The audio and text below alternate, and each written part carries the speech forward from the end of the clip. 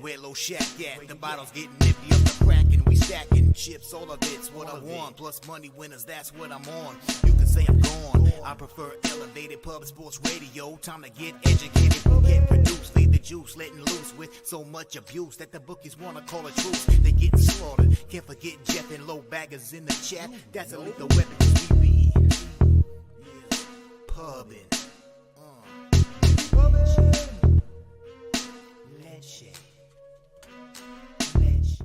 What up, cappers, gamblers, punters, hustlers, low baggers? Happy Thursday. Jesus, Thursday, December 15th to all of you. Thank you for watching Betting with the Bag right here on Pub Sports Radio. Oh, we're running real nice. We've been running real nice for a while now. Feels good, man. Feels good. 3-0 board sweepage in NHL last night, plus 3.0 units. Now in the black for the first time all year overall. Remember, we opened up 0-7, down 7.77 units. So it's a nice comeback there. NBA 3-2 plus 0.8 units. Should have followed through with a couple spots. The Spurs team total, at least for the first half, following the Nutflush Allen school of, the Blazers team total over, following the Nutflush Allen school of NBA team total work. You know, the Spurs are allowing a ton of points against him. It was a bet that should have been placed. And then another winning night in NCAA basketball, 2-1 plus 0.9 units. So we went 8-3 yesterday on the show, plus 4.7 units, and it feels real good. Feels really good. Let me just make sure this is rolling. Tonight, we have a huge day. I have a huge day, too. I got up real early, and I worked late last night, but I got up at 5 and made sure all the record keeping was up to date. So we have Gokster's full NHL record here on the show, not what he's been doing with Pete, but here on our show. And then we're going to add Pete's. We have Gokster's Thursday night NFL record good to go. And we have also Dabby Cab's college basketball record all set up for the show. Then after this show, Jose and I will be hosting the Cappers Contest show. And we're coming off a 4-1 week there. So we're focusing on this section here. We want to be great. We want to see if we can win this final section of the Circa Millions. And then I'm hosting the Thursday Nighter. I'm hosting the Thursday Nighter, Niners Seahawks Nights game near and dear to my heart, trading the Monday Nighter with CMAC because I'm flying out west for the holidays. So that's the situation. Feels very good. It feels very good for all the effort and time and care that we put into this to see the fruits of our labor. And we've been seeing them now for a long time. You know, we've been succeeding now for a long time, and it feels very good. Shout out to all the cappers joining us in the chat. It is great to see all of you. Real Deal Prime in the house. Dan Kelly in the house. And there's Fat Fab Win. Fat Fab Win ready to get to work. Couple of looks for Fat Fat. Santa Clara team total over 70.5. Looking forward to cap that game with Dabra Kadabra. He had a good day, too. He went 2-1, and we had different action. I ended up not moving on Florida, which hurt me. I hope you guys cashed with Long Beach State on the late game. That was a bit of a sweat, but it was a nice way to close out the night. But Dabby, his look on UCLA saved me. And shout out to our Dabra Kadabra. Here we go. UC Irvine Anteaters at Santa Clara Broncos. That's copied and pasted. And we got Fap Fap on Australian racing today as well. Let me copy and paste that. Put that here. Thank you for sharing that with us, Fap Fap, my guy. Fap Fap, my guy. There is Bob Taylor. Nice to see you back in action. Ryan Mueller, you asked for winners yesterday. You asked for them. You said you needed them. I fucking provided them. Felt good, man. Sammy Calmer in the house says Magic was an easy casher. I know I don't know why I didn't. That was frustrating.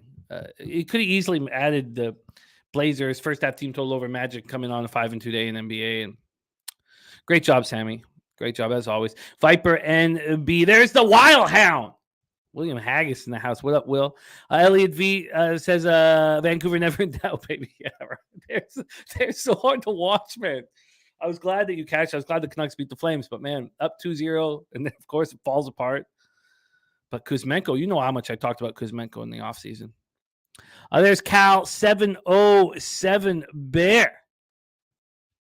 What up? Oh, and they're hanging at 73.5 now on that Santa Clara. Okay, well, we'll look at all that. Cavs money line easy for Elliott V. I got him on the first quarter. Our guy Daryl got him full game. I loved it. Newark ready to go. Serious business. That's what I need. I've been acting serious though, man. I've been fighting the good fight. But I love it's a serious business. I think he might have the best handle in the game. Die Hard MMA podcast ready to get to work. Bananas and Grapes, Mikey M. Nasty Nate in the house. Nasty Nate's son we're doing a fundraiser for Nasty Nate's son's basketball team. I'll pop in the chat when we talk basketball. If you guys can help out, whatever you guys can do to help out, it means a ton. It means a ton because we're a fam. And we look out for each other and look out for each other's families. A tough sweat on the Wild team total. Yes, you did get there, Slatsy, but it was an easy win on the puck line. Poor Red Wings.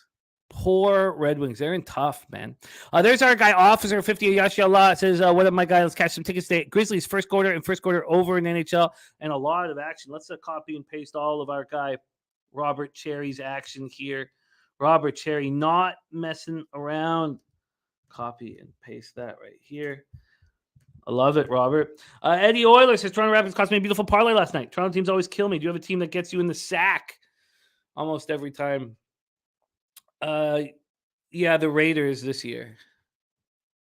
The Raiders have just, I've let go of it. I haven't moved on them in a while, but they were, before they fell apart against the Rams, they were 6-3 against the spread over their past 9 games, and I was 0-3 betting them.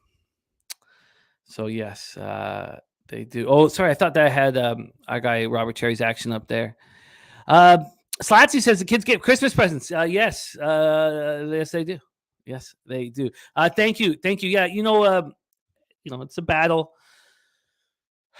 I dropped a fucking monologue off the top a week ago, telling you how important it was for me to succeed in NHL. It is more important, really, for me to succeed in NHL than any other sport.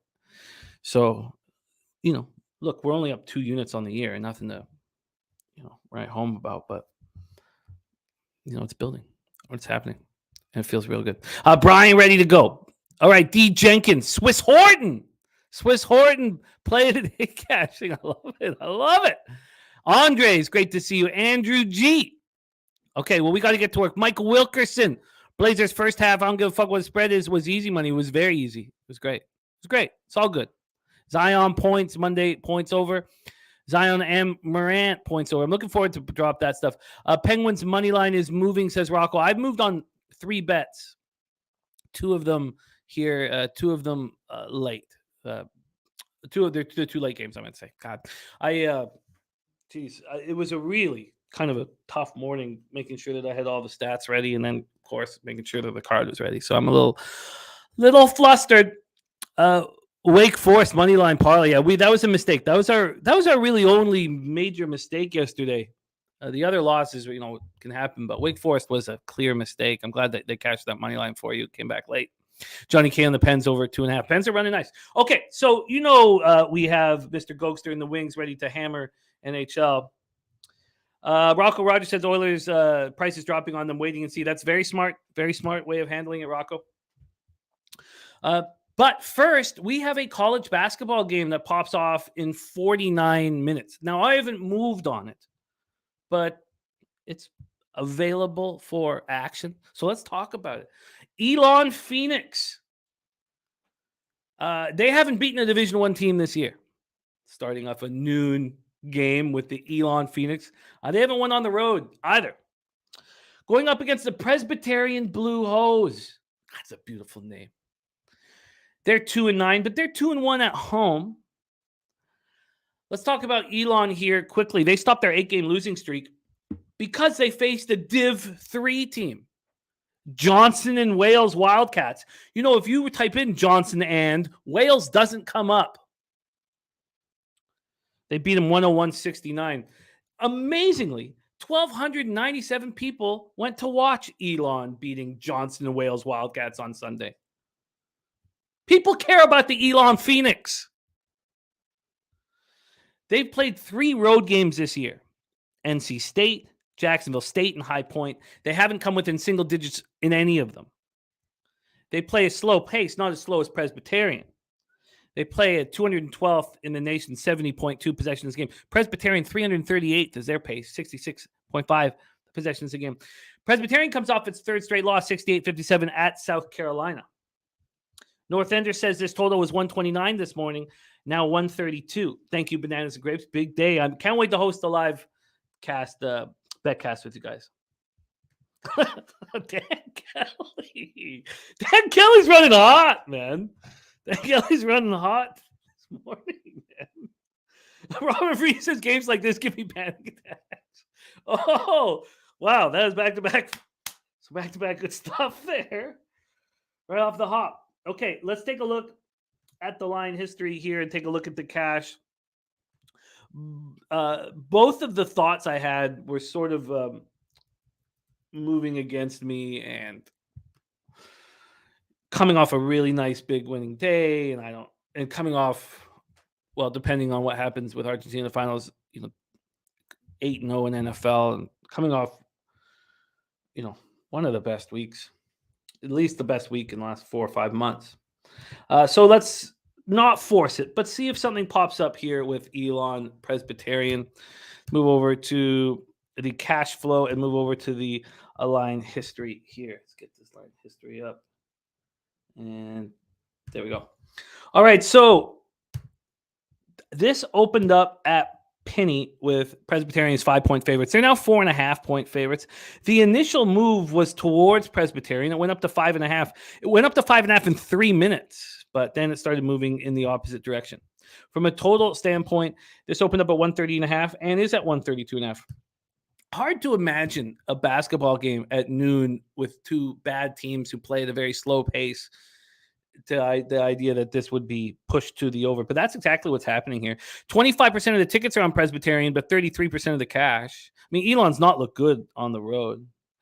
Pace-wise, though, 89% of the tickets and 91% cash is on the under, and they're just sitting back saying, yeah, you want the under? We'll give you a better line. We'll give you a better line. We'll give you an even better line. So that's uncomforting. I like that the early move went to Presbyterian. But, Elon has been in some tough spots here.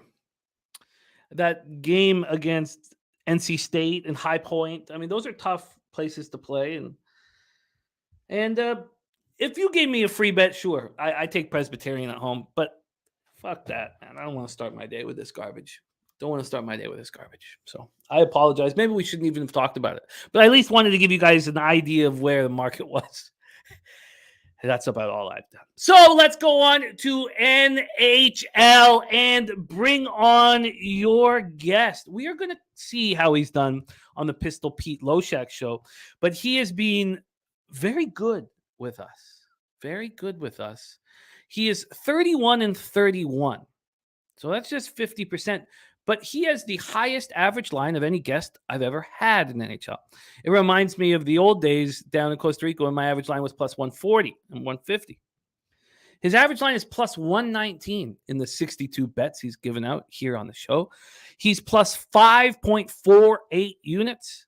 His ROI is plus 8.84%. And the perfect example of it is what he did last Thursday. Oh, sorry. I wrote that in wrong, but that was just fucking notes. But perfect example is what he did last week with us on Thursday. He gave us Nashville, Tampa Bay, no goal, first 9 minutes, plus 100. That did not come through. He gave us Winnipeg, St. Louis, first period, both teams to score plus 155. That lost as well. But he gave us the Jets team total over 3.5 at plus 120. He gave us Ottawa, Dallas, first period, both teams to score at plus 155. So he comes out of it plus 0.75 units in the black. I mean, very impressed with them. Very impressed. That's a very impressive record in ROI of 8.84% after 62 games. He should feel good about himself, and he should keep these winners coming. Please welcome from Belleville, Ontario, Mr. Gokster in the house. Gokster, how are you? Oh, doing great there. I surprised myself there, positive after everything. But yeah, plus money, guys. You got to love the plus monies. That's what it's all about. I've been doing this for a while, and I've learned if you're doing a long-term sample size, you can't have that minus 125 you get to 120, 130, you start getting you need to just hit at a higher percentage. So yeah, it's been good, guys. Juicy 12 game card today, And I just want to give a shout out to Swiss Horton, one of the best names I've heard in a while. You can't get any more Canadian than Swiss Horton. That's just love that name. Anyway, let's don't bump him up. Don't bump him up too much. That's great. Swiss Horton, get her going, buds. All right. Let's get to work, Mr. Gokster. Let's get to work. Guys. We start at 7 p.m. Eastern. Los Angeles Kings 15-12-5, 8-7-3 on the road at the Boston Bruins 23-4-1, 15-0-1. It's amazing with the Bruins 23-4-1, and the Maple Leafs are knocking on the door. They are right there. They are right there. So, the Leafs are the real deal. We'll talk about the Leafs when it comes, but missing half their defense and their goaltending they brought in have been unbelievable. So I am going to move on the futures for the first time in my life on them. I'm not sure when. I might be able to find a better time than now, but everybody just expecting them to fail and expect this is a different group. I never believed in them ever in my entire life. 3 of their last 4 games, they've had shutouts. Yeah. This is a real deal. But we're talking about the Bruins here. Robert Freeney says, do the Bruins win today? They burned me against the Yotes out of all teams. Elliot V says 15-0 at home. Boston is for real. 15-0-1. Johnny Quick going up against, I have Jeremy Swayman here listed. Is it Swayman? Because he is a problem for them. I got Allmark down here. What do you guys got in the chat there? I'll take a quick look at the beat writers, but I have Allmark written down. That makes sense because Swayman has not looked good. And either is Johnny Quick, 8-8-3, 3.55 goals against average, 882 save percentage, 1 shutout.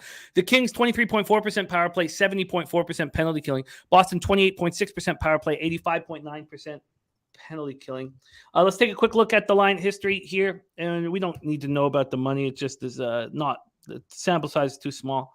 So we'll just leave that out unless somebody asks for it here. But let's go into this spot for the Kings and the Bruins. The Bruins have opened up at minus 212. They're now at minus 238. This total opened up at 6 as a pick 'em. There's been a 6-cent move to the over. The Kings are on the final game of their 6-game road trip. They've gone 2-2-1. I like to fade a team on the final game of a long road trip. But, and there is an enormous but, the Buffalo Sabres stepped on their throat on Tuesday night and beat them 6-0. Third period. That's unacceptable. And now you're sitting there now you get to play the best team in the league. So there's no way that I'm fading the Kings. In fact, I have interest in backing them. The Bruins coming off their second straight win, 4-3 in a shootout at home versus the Islanders. I don't know how to get the confidence to fade Bruins who are 15-0-1 at home. So maybe it's a stay off, maybe it's a first period, but let's hear what Mr. Gokster has to say. Gokster, Kings, Bruins, take it away. All right, guys. Yeah, LA Kings, that game was 0-0, Jimmy, going into the third period. And Buffalo put up 6 in the third period on LA. I don't know if it's tired legs. I don't know what it is right now, but their goaltending is not the – well, actually, you know what? Phoenix Copley has been a bit of a bright spot, but I guess he was in last game there. But anyway, guys, Quick, hasn't been much better. His last couple of games here, Columbus, 6 goals, Toronto, 5 goals, Carolina, 4 goals, Jim. Last 5 games, he hasn't had a save percentage above 900. So just looking at that, that's telling me this goalie, he's not right, to say the least. Allmark, on the other hand, 3 goals against the Islanders, 1 against Vegas, a shutout against Colorado, guys. 12 games, he's only had 1 save percentage under 900. We're Quickie here. He hasn't had one above 900, guys, in the last 5 games. So everything's looking towards Boston. But the thing is that 6-0 beat down in the third. LA is going to come out firing in the first period, Jim. You just know it. That might be the play. If you want to take the Kings, I'd recommend taking them in the first period, but full game, tough to beat this Boston team, especially with Allmark, Jim. I want to throw it in a money line parlay, but I'm going to lay off this game. I do lean towards Boston on the money line, guys, but it's just hard to say. What do you think, Jim? Like, I really do think LA is going to come up strong in the first, but just how bad they haven't been able to close out any of these games on the road. So it's against Montreal, they won 4-2, but you lost 5-0 against Toronto, 6-5 against Columbus, 6-0 against Buffalo. So it's a tough game. I do lean towards Boston, but I wouldn't talk anyone off the dog early. Well, I don't want to. And I've thought about this all morning. I don't really want to tell you. I don't know whether it helps to tell you about what's been working for you and what hasn't been. What's been working? I don't know if I want to tell you because I don't want it to get too stuck in your head. You know what? You're 100% right, Jimmy. The psychology behind that, I agree. Don't even tell me. Pete Loshak gets me going on the money there. Where's the money? I always lose, and then it always gets in my head. So it's probably good to stay off. I was literally been thinking about it all morning, and I don't know what the right answer is. Well, I can tell you that lately, I know that my first period, both teams to score haven't been hitting as much, even though the plus money has been saving us. But I'm going to try and be a little more cautious with those. Yeah, I don't think it helps for you to know because the sample size is not big enough, and I just if it gets in your head, I don't know if it's helpful. So I kind of like the Kings first period. I kind of like them. It's a big card, right? Like I'm okay with not having this game on my card, Jim. You got to lean towards Allmark though. The goaltending and advantage here is really strong, I'd say, in Boston's favor. So and how Krejci's not going to be in the lineup? Do we confirm Krejci's not in the lineup? Because where are the Kings? Where's the Kings' strength? It's at center. So he's going to return it, saying centering with Zacha and Pasternak. Okay. It looks like okay. That's enough for me to stay off of it. All right, let's move on. Slatzy says, "Is it the lucky blue hat?" There's no luck. This is not about luck. There's no luck. Duke, yeah, you never know. It's all hard work, but a little bit of luck helps. All right, let's move on. 7 p.m. Eastern, Seattle Kraken 16-9-3, 9-3-1 on the road at Carolina Hurricanes 16-6-6, 5-3-1 at home. PNC Arena, Raleigh, North Carolina. Richie Vegas, we're running nice here, so we'll get it. Rob Free said, "Give me a bet that's going to cash in NHL." And Rob Free is a real selfless guy, selfless capper. Puts his action in the chat and felt good. I told him right away. I knew what fucking bet it was. There was no doubt in my fucking mind that the under 6.5 was going to cash in the Senators Montreal Canadiens. So I was happy to. I was just so. I felt it. Now I'm fortunate that my under 3.5 cashed with the Senators team total. But I digress. Let's move on. Seattle Kraken 16-9-3, 9-3-1 on the road. The Carolina Hurricanes 16-6-6, 5-3-1 at home. PNC Arena in Raleigh, North Carolina. This is a tricky game with the contrasting of styles here. And the main point of Carolina, just to keep in your head, is Sebastian Aho is dealing with a lower body injury. So he won't be available tonight. He was not available last night. And just keep all that in mind while we break this all down. Martin Jones, he was not available on Tuesday night in their shutout win. Now, they have back-to-back shutout wins. Yeah, Kochetkov. Kochetkov's the real deal. Martin Jones, 13-5-2, 2.95 goals against average, 888 save percentage, 1 shutout. Kochetkov, 7-1-4, 2.02 goals against average, 926 save percentage, 3 shutouts. Seattle power play at 23.1%, penalty killing at 69.6%. Carolina power play at 17.9%. Expect that to go down without Aho, and they're penalty killing at 80%. Let's take a quick look at the line history here for this one. We have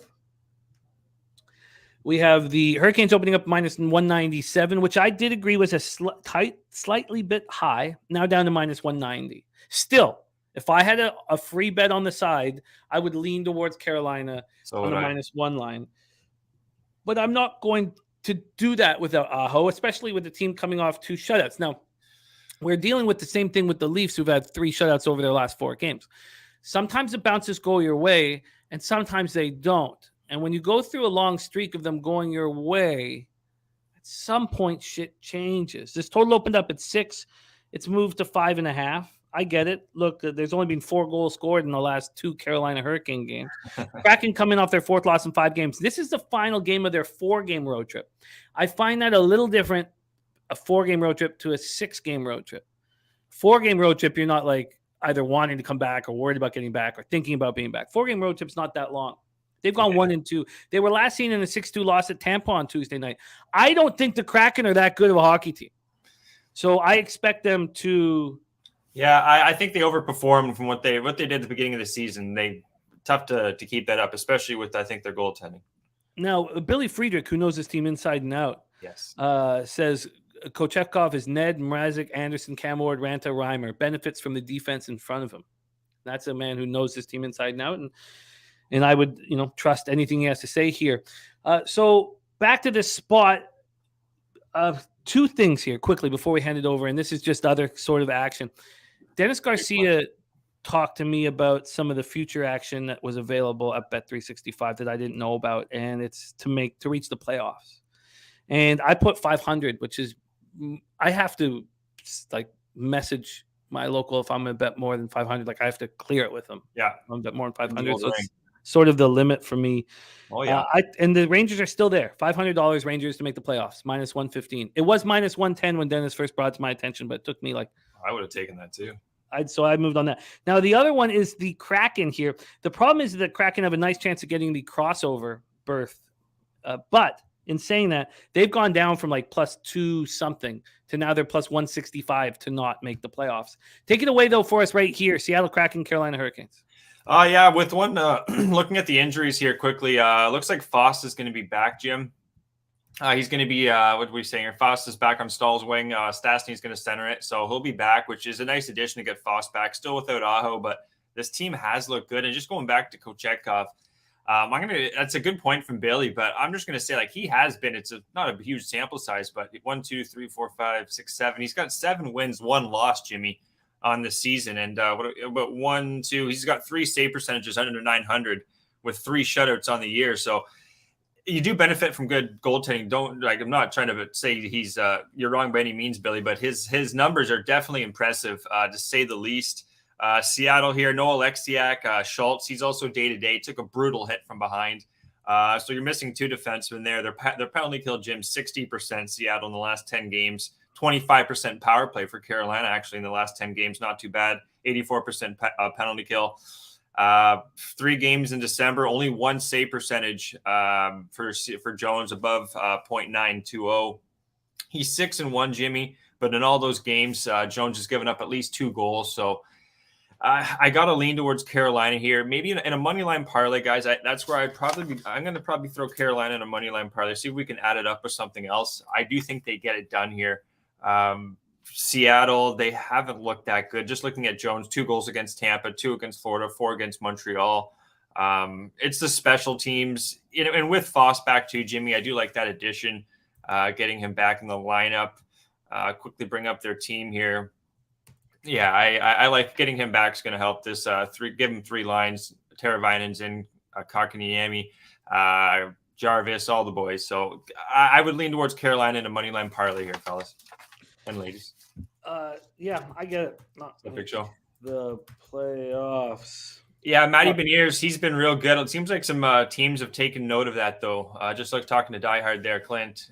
He's been he started off real hot. Don't get me wrong, great player, but teams are definitely eyeing Beniers when he's on the ice, just because he's a good hockey player. You got to watch out for him. So he's a hell of a hockey player, no doubt about it. All right, so another thing, Paul Stastny, first line centerman, you're not going to score goals. So forget about scoring goals. Still, I don't want and he got 205. He got 205 on the Kraken. So that's already moved 40 cents in his favor. I was high on that team too. I was high on this team coming in. Their additions, Jimmy, their offense is night to day. It's their goaltending. And you know what? Joey Decord, I got nothing bad to say about Joey. Give him some time. I think he can be a good goalie in this league. All right, let's move on. So you will let us know if you're tying that into a parlay with whatever team you're going to tie it in with. Yeah, as of now, guys, it wasn't on the card, but Carolina money line. I'm going to probably throw it in, Jim. Yeah. All right, we got to speed up a little bit here. Next up, 7 p.m. Eastern, Pittsburgh Penguins 17-8-4, 6 straight victories, 8-5-2 on the road at Florida Panthers, 14-12-4, 8-3-3 at home at Florida Live Arena and Sunrise. Tristan Jarry going up against Sergei Bobrovsky, unless something has changed. Jarry 13-3-3, 2.67 goals against average, 920 save percentage, 1 shutout. If I do have a wrong goaltender here, because I put it together last night, just interrupt, Bobrovsky 6-8-1, 3.35 goals against average, 889 save percentage, 1 shutout. He's been terrible this year, but he's coming off a shutout over his ex-team, the Columbus Blue Jackets. So Pittsburgh power play at 20.4%, penalty killing at 82.4%, Florida power play 18.8%, penalty killing at 78.3%. Let's take a look at the line history here. There's been a big move to the Pittsburgh Penguins, and why wouldn't there be? I'll tell you a reason too here coming up. Plus 105 to minus 103. The Panthers have gone from minus 118 down to minus 107. I guess not that big of a move, but a move. And then there's been a 13-cent move to the over. And I love Pittsburgh unders. I always have. and they don't know, like the ROI is positive, but it's not like a Hurricanes unders or Avalanche unders, which I'm on today against Buffalo. But I love the accountability they have with their forwards because of Sid the Kid. Take it away for us here, Gokster. Penguins, Panthers. I will get this. Kachuk is a game time decision from Maurice, so they'll see how he feels at 5. So they might not have Kachuk. I can see why that line moved right there. So without Kachuk, just going through their injuries, guys, this team's really banged up. Gudis, Tierney, Hornqvist, Lundell, centerman, Verhaeghe. Is he in? Yeah, he should be in, but he was banged up. Colin White, is he in? No, he's not in. So they're missing 3 centermen from what I have here, Jim. They got Cuzzy now on the second line with Bennett. They're not going to have much offense, so I would really back your under there, especially if there's no Kachuk. This feels like this is the one I'm pretty high on. Pittsburgh on the money line here. It was plus 105. I was seeing minus 105 before the show. No Petrie, no Zucker, but this Bobrovsky, this Florida team just is not. It's just there's so many problems with them right now. It's not even funny. They called up Dalpe, called up some guys from the AHL. Ekblad's there, Forsling on the back end, Stahl, Montour, but it's Duclair's also. There's a good sign for them. Duclair's been skating for the first time, so getting him back will help eventually. But right now, Florida's just not a bet on team in my opinion. Pittsburgh, 89% penalty kill, really good penalty kill lately. Only 15% power play too for Florida, so they haven't been scoring a lot. This just really feels like a Pittsburgh play. And also looking at Yari, last 6 games, all of his save percentage, Jimmy, have been over 900. So he's starting to play a lot better. He's won 9 of his last 9 games, I have too. So this line should be way higher for Pittsburgh. So this is one I almost want to double up first period full game. Interesting. Yeah, I'm just gonna take the money line on minus 105, but someone in the chat there was asking like they want a winner. I don't want to. You can't read tomorrow's morning paper, but I pretty high on this one. Huh. Interesting. Now, So did you say that there's an issue with Sam Bennett? No, it was Chucky. Or yeah, Kachuk there. Yeah, I heard Kachuk. Okay, nothing with Bennett. Bennett's good. Yeah, he's ready to go. Just quickly, they're great players. Talking about Crosby and Malkin on from Bennett. So he's ready for this game. He's looking forward to this one. So Bennett in the lineups. That's if you want to take maybe a goal prop or even maybe assist anything, Bennett could be the guy. But they're missing a lot of players, Jim, and you got a Pittsburgh team here that I think's good enough and have a better goaltending too. Very, very interesting because we know what Florida can do at home, and Reinhart's not been good this year. He was great against Columbus and getting the time with Barkov back from injury. This is an interesting take on both the Penguins and the under 6.5. Eddie Waller saying Zucker out for the Penguins. This is an interesting take. So let's lock Gokster down with his first official play. That's on the Pittsburgh Penguins. Give you the best line available for that one. That is Pittsburgh here at plus 100 at 5 times. So we'll give you that. Panthers Penguins plus 100. And then I'm interested in the under as well. This game means something. I bet you it'll be packed just because the Penguins are in town and the fans will travel. And then I don't know. I love the way they looked against a very lowly Columbus Blue Jackets team, but I'm a big fan of Sam Bennett. I don't know why Calgary didn't put more time and effort into him.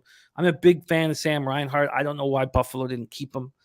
And Barkov back playing well. But I guess the under 6.5 probably ends up on my card if it's still available because it's juiced to the under. Yeah, go ahead, Jim. Sorry. No, that's about it. Bobrovsky coming in off the shutout. I lean. Okay, I'm not going to sit here and hum and haw. I understand what you guys are seeing with the Penguins, and I like the under a little better. I just think this Florida team's just not 100% healthy right now. They're not stringing wins together at all. They did with that 4-0 win. That was great, but last time they put back-to-back wins together was on the road against Vancouver and Seattle. But they just they're not all the guys that they've had. They haven't had Barkov for that road trip, and then they lose Lindell. Now they're also losing Verhaeghe was banged up. They lost Colin White too, so it's tough. And the guys they brought up on their third line, they don't scream a lot of offense to me. So I really like Pittsburgh. I bet you Tkachuk plays. Goal and an assist against the Blue Jackets, taking the practice off because the Panthers need him, and he's a Tkachuk. This means he's got a giant fucking heart. So I bet you he's on the ice today. All right, that's a fun breakdown. It's going to take me a little bit more time. Let's move on. 7 p.m. He was what, the first star or the second star in that Columbus game? So yeah, and he's a fucking man. All right, let's move on here. Next up and Krejci's in, confirmed from from Die Hard. Great to see you, Big Show, as well. Okay, crypto-ish, looking at the over in the second period. All right, let's move on. Next up for us, Anaheim Ducks, 7-20-3, 2-13-3 on the road. Montreal Canadiens, 14-13-2, 7-7-0 at home. Lucas Dostal in net for the Ducks. I would love to hear your breakdown on Lucas Dostal. Going up against Jake Allen, as it is the second half of a back-to-back for the Habs. They lost 3-2 last night at Ottawa. Both power plays are abysmal. 14.3% for the Ducks, 14% for the Habs. Anaheim penalty killing is awful as well, 67%. I was just flat out wrong on them being a decent team this year. Penalty killing for Montreal, 80.2%. It was good. It's part of the reason why I liked the under last night. Ducks are on a game 3 of a 5-game trip. They opened it with a 3-0 loss at Ottawa on Monday. They followed it up with their worst defeat of the year, 7-0 at Toronto the following night. Is this team devoid of any heart? I mean, is this team just a terrible hockey? Who's their leaders? They got a lot of young leaders on their team, like with Terry and Zegras, and just thinking of those two. Like, I'm just like, who are their leaders here? The Henrique. It's supposed to be Henrique. It doesn't. It just seems like they don't have, like, their leadership without Getzlaf. This team's, searching. Yeah, it's too bad. Getzlaf, very, very important. And if our guy Mike M wants it, we give it to him. La plus grande franchise dans la histoire du hockey. What a clown. What a fucking clown. All right, Slides just back-to-back for the Habs, but Ducks are awful. Maybe they do want Bedard. Let's just quickly look at the line history here, and then you can take it away for us here. Anaheim opening up at plus 138 to now plus 141. From a total standpoint, opened up at 6. There's a slightly juice to the over. Now it's minus 115 to the over. Take it away here, Cokester. We got to be a little tighter than I. All right. I'll be quick here. Just talking about Dostal here. This isn't an AHL goalie you called up thinking, all right, this guy's got shutouts, playing really well. 3 goals, 6 goals, 2, 4, 3, 2. So he came in as a desperado spot here for Anaheim. Dostal allowed 3 against Ottawa, 5 against Toronto. So he's not going to be the answer there. Montreal looked really good in the third period. I watched a quick recap. Unfortunately, didn't see the whole game at work. But in the recap, Jim, third period, Montreal really came on. Looking at Talbot, he really had a great game. Montreal could have tied that game. But I think the back-to-back, despite being a back-to-back, Montreal and Anaheim, I think they have the offense, Jim. It's just the goaltending and them closing out a game is what's been – they haven't been doing that. So – I have written down, actually, and I'm going to trust this. I can't see this being a 2-1 game, Jim. I really can't. Like a 3-1, 2-1 game. It's a back-to-back. Anaheim should be able to finally score here, I think. So I'm going to double up here. I'm going to take both teams to score here at plus 145. Not trying to force this one. Full game over 6 as well. Minus, I think, 115 on the over 6. But I really do think we're going to get some goals here tonight, guys, especially on Anaheim. They're getting a back-to-back from Montreal. So them not scoring, Jim, they're not a team that's like Philadelphia where they're inept scoring. Like they do have some offense. They got some guys that can score, and they're not banged up from what I'm seeing, even though Zegras has been causing a lot of shit, a lot of problems for just playing a little gritty, even though he's 160 pounds soaking wet. I think we're going to see some goals here. They're missing some defense too, Montreal guys, Matheson, Savard, and there's no Gallagher and Monahan for Montreal, so that does hurt their offense a little bit there. But you got an Anaheim defense and goaltending that's subpar, so I think that equals goals. So is it over 6.5? That's your official spot here? It's 6.5. I was hoping to get a 6 there, Jim. Is there any 6s available? I'm sorry. Let me. Of course there is. My bad. Yeah, they pick them. Minus 110 here. So we'll give you the over. Goes through the over 6 at -110. La plus de grande bel centaur. I can understand the over. I can understand angle on either the Ducks or the Habs, and I guess I lean a little bit towards the Habs, but I want neither. I am very interested in what the Ducks do here if they have any heart. How don't they score? If they can't score here, then this is a Bedard like 100%, not 100%, but they're really going for Bedard. If they can't score here, like come on, this is a back-to-back. This has got to be the spot they can score. And just looking at Allen really quick, 3 games he's had over 3.2 save percentage, so he's been okay, but you're missing 2 defense. Yeah, let's go some goals. Let's keep La plus grande franchise dans la histoire du hockey. Let's move on. We have to be tight here. We have NFL after this, NBA, then NCAA basketball. 7 p.m. Eastern. This is the game I'm most excited about tonight. Toronto Maple Leafs, 19-5-6, 8-3-3 on the road. New York Rangers, 15-10-5, 6-6-4 at home. Both teams in 4-game winning streaks right now. Let's take a look at the line history for this one. Madison Square Garden has not been a tough place to play so far this year. Only 6 wins in 16 home games in regulation for the New York Rangers, and that must change. Rangers open up at plus 107. They're now at plus 109. From a total perspective, it opened up at 6.5 and has dropped to 6, and that makes sense to me. Yeah. We got action from Wild Hound for the finals. I will copy and paste that. He had a great day yesterday in the France-Morocco game. But let's just hammer this quickly. Matt Murray, I don't believe it. Now, he's more than capable of proving us wrong. It's a very good 10-game start for him. 2.50 goals against average, 926 save percentage, 1 shutout, but I don't believe it. Shesterkin has not been very good. 14-4-4, 2.52 goals against average, 916 save percentage, 1 shutout. I expect him to get better. I really do. I don't think that this is going to be a sort of Vezina jinx that happened to Hellebuck. I think he comes. Do you think Toronto's a tough team? Toronto's a tough team for him. It's not like he's getting a tough team here coming in. No. I think Toronto is a tough team for anybody. Their top 4 forwards are fucking awesome. And Tavares being the 4th. I mean, we could just talk about the top 3 forwards, and I'd be fine with that, even though Tavares is playing well and he brings leadership. But my God, I'm just enamored.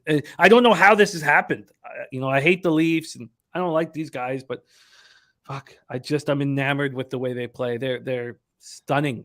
Like, I just love what Marner is fucking awesome. Like, he's such a good hockey player. And then you have Matthews. We know what Matthews can do. And Nylander playing up to their level. I mean, that's the thing. When Matthews starts he hasn't even really got it going. Really, it's been Marner and a lot of other players, goal wise at least for Matthews, compared to last year. So I wish the playoffs were right now for Toronto, but because they're playing really good hockey, good original 6 matchup here. Yeah. Yeah, well, we need their defense to get healthier, and also they're going to be buyers at the trade deadline, buyers that they would never have been able to do unless they put Morgan Riley on the LITR. So Leafs coming off their 4 straight wins, 7-0 home over Anaheim on Tuesday. They have shut out 3 of their last 4 opponents. Rangers also coming off the 4 straight win, 4-3 in overtime at home over New Jersey.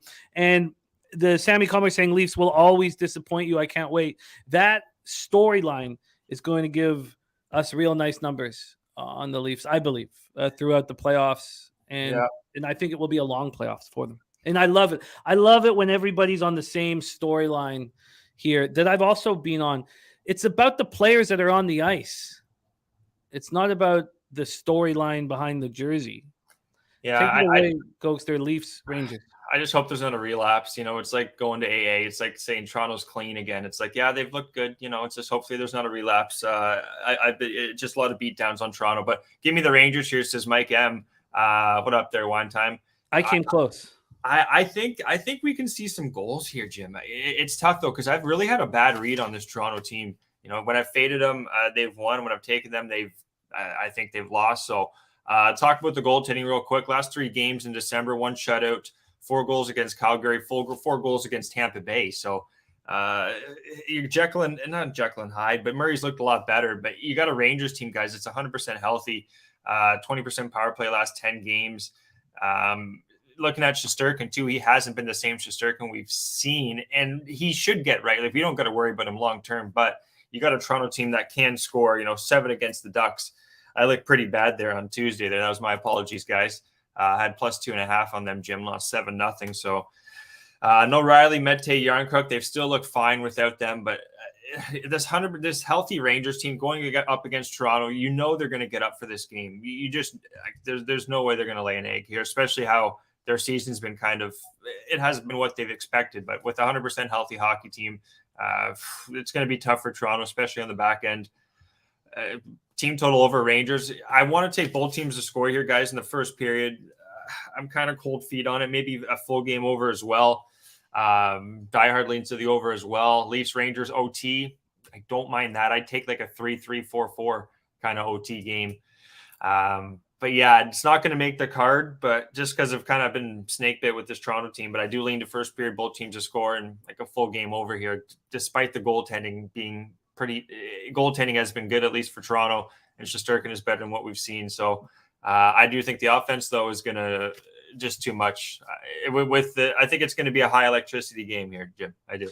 I can't wait to watch it. I don't think I want to put my money on it at this point, but I think that the Leafs can play in a series against the Bruins, especially after what they'll do at the trade deadline.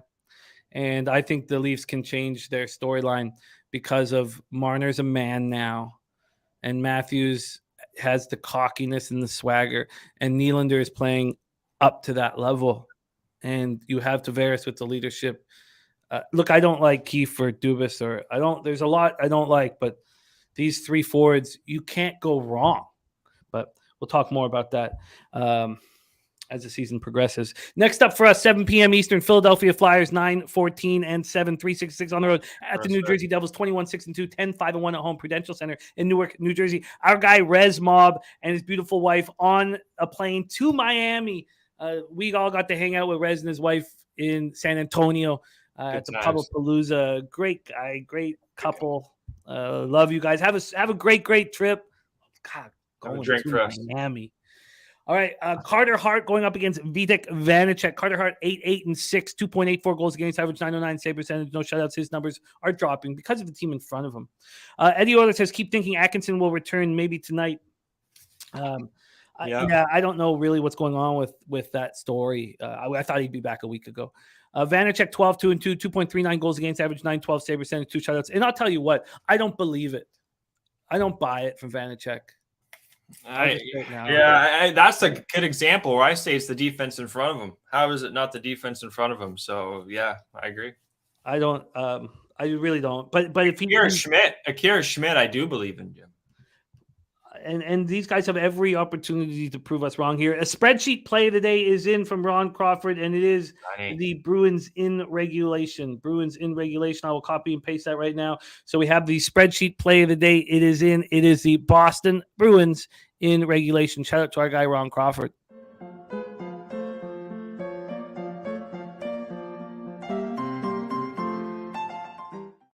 All right, so let's go over, back to this Vitek spot.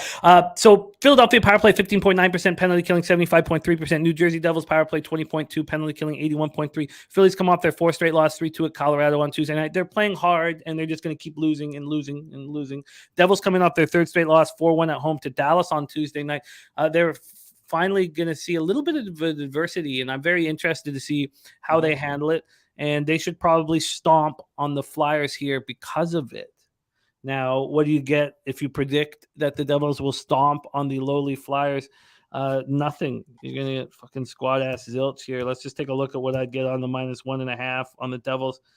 -110. Not bad. The Flyers play all their divisional rivals tough, but 3 straight losses for the Devils.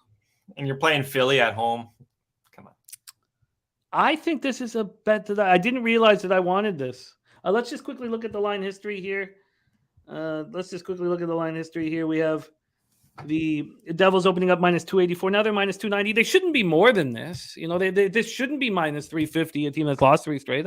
I think it's a pretty fair line. I think that -1.5 for the pick'em is a pretty fair line. Why don't you take it away for us, Gokster? Yeah, this could be the addition. I think this is going to be the addition on the moneyline parlay here, guys. I think we're going to go Carolina. Let's go Carolina, New Jersey Devils moneyline parlay. I'm seeing +105. If you guys get a better one, just let us know. But plus money, gotta love it. Vanacek, 4 goals against the Islanders, 4 against the Rangers, 0 against Chicago. This is the type of hockey team I think we're getting, is more of a Philadelphia, Chicago, not as many goals. D'Angelo also day-to-day, McEwen, Atkinson. So looking at the beat writer, this guy sucks. He doesn't have anything. He should be at the ice looking at the morning skates, but he's not there. So we're going to have to make do with what we got, right? 19% power play from Philly, 18% for the Devils. So not much offense. Could see maybe an under here is where I would be looking. I actually have written down no goal in the first 9 minutes here, but I'm not going to take that just because the Devils are fairly healthy here, Jim. Coming off 3 losses, you are getting Carter Hart, who didn't play in their last game. He is coming off rest. He wasn't in net against Colorado. So I do think Hart's going to be okay here, but it's going to be tough. I think the Devils shouldn't have any issues here, especially if you're missing D'Angelo. I think for Philly, you're missing some passes from your back into your forward. So yeah, give me the Devils here, guys. Fairly healthy hockey team. And also looking at Hart, he's had 3 of 7 save percentages over .920. So he's been hit or miss. And you got just a real team, the Devils. I think, Jim, where this isn't the game they're going to lose. I really have a hard time seeing it. So I'm more nervous about your Hurricane spot. I don't think that's a slam dunk here without Aho at all. But yeah. And then you have Seattle after losing 6-2 from Tampa, losing 4-5, going home after this. So, they're going to put all of their energy into that game. Now, I was thinking about taking the Hurricanes -1. I'm not doing that here, but I -104 on that parlay. I'm moving on the Devils -1.5. This is with D'Angelo out, Jersey losing 3 straight. They need to stomp on their division rival. Okay, we got to speed up. We got NFL next. We got lots of NFL picks coming in right now. Truth Teller play today is in as well. Let's move on. Columbus Blue Jackets 10-16-2, 2-6-1 on the road at Tampa Bay Lightning, 18-9-1, 11-4-1 at home, Amalie Arena in Tampa, Florida. Look, it was a pretty easy thing to say, but I stated it, and I haven't really made enough money off it, but the Lightning have all their players healthy and everybody producing. That's why they're 18-9-1. I'm not sure what's going to happen once we get to the playoff time again, and because these guys are playing 100 games a year, except for Kucherov, who's been spectacular. I mean, he gets to take a year off for LITR reasons just to help the fucking salary cap. But I have Merzlikins listed. He's been awful. Vasilevsky has not been very good, but I expect both Vasilevsky and Shesterkin to get better as the season goes on. That's a pretty easy thing to say. Columbus power play at 14.1%, penalty killing 78.3%, Tampa 27.9% power play, penalty killing 80.2%. Jackets had their modest 2-game winning streak snapped in the 4. Oh, thank you. Brian Elliott conferred for the Bolts. I saw you write that earlier. Thank you. That's a big deal. Yep. Although we had Elliott on our show last week, and we cashed very comfortably with Elliott and that. It's been good. So Lightning coming up for third straight win, 6-2 at home over Seattle. Jackets had their modest 2-game winning streak snapped in the 4-0 loss of Florida on Tuesday night. Yep. Quick look at the line history here, and then we'll hand it over to our guy Gokster. The line history has the Lightning opening up at -332. They're down to -299. I think that's where it should have been originally. And from a total standpoint, opened up at 6.5, slightly just to the over. Now it's -123 to the over. Take it away for us here, Gokster. Merzlikins, Elliott, Jackets, Lightning. Yeah, there's a bit of change there, but looking at Elliott, guys, he's won 1, 2, 3, 4, 5. He's won his last 6 games here, so he's got the wins, even though he hasn't had a game where he's allowed less than 2 goals. So Columbus, their offense is pretty much healthy. It's the defensive end where they had some guys out long term, Jake Bean. And they got Werenski out too, another big guy at Chasian. Butchering the other guy's name, but they're missing some guys in the defensive end. Merzlikins too on the road here. The last 5 games, only 1 save percentage over 900. You got a Tampa Bay team that's humming 35% power play in the last 10 games, 81% penalty kill, only 14% power play for Columbus. Last 6 games, all save percentages have been over 600. That was for Vasilevsky. Looking at Elliott quickly here. He needs the offense. That's the thing here. If Tampa Bay doesn't produce the offense, I'd be a little bit worried here. I do think Tampa Bay win this game, but I would lean to the over if anything here, guys. Brian Elliott's good. They've been playing really well behind him, right? He's beat Nashville, Buffalo, Dallas, Buffalo again, Anaheim. Not the most impressive wins there. So, yeah, I would have to lean to the over here, even maybe a first period both teams to score, but it's not going to make the card, Jim. just too many question marks with Elliott, even though this Tampa Bay team, you said they're producing. And one quick note on the injuries, Sergachev and Nemesnikov, they're both day-to-day. So we need confirmation that we have them, because if you don't have Sergachev, Jim, that's a huge letdown right there. And you're not going to play Hedman 30 minutes against Columbus. Who gives a fuck about Columbus? Sergachev is important because Hedman's going to play 23 or 24 minutes. You're not going to force the issue there. I can understand expecting the Lightning to smack the Jackets, but they're coming off being shut out 4-0 at Florida. And when teams lose badly at Florida, they play better at Tampa. We've watched it year after year after year after year in these 2-game Florida trips. So I'm off of this spot. Ready to move on. We got to be tight. We got NFL coming up here, and a lot of cappers ready for NFL. Are we good to move on, or do you want to add something? One quick note: Sergachev's banged up, so we might not be playing. And also, I would lean to like a Columbus Blue Jackets team total over here, because you got your backup goalie in, and you're missing your top defenseman there, or second. You're next to Hedman. So I would lean to the over. Columbus team total over here.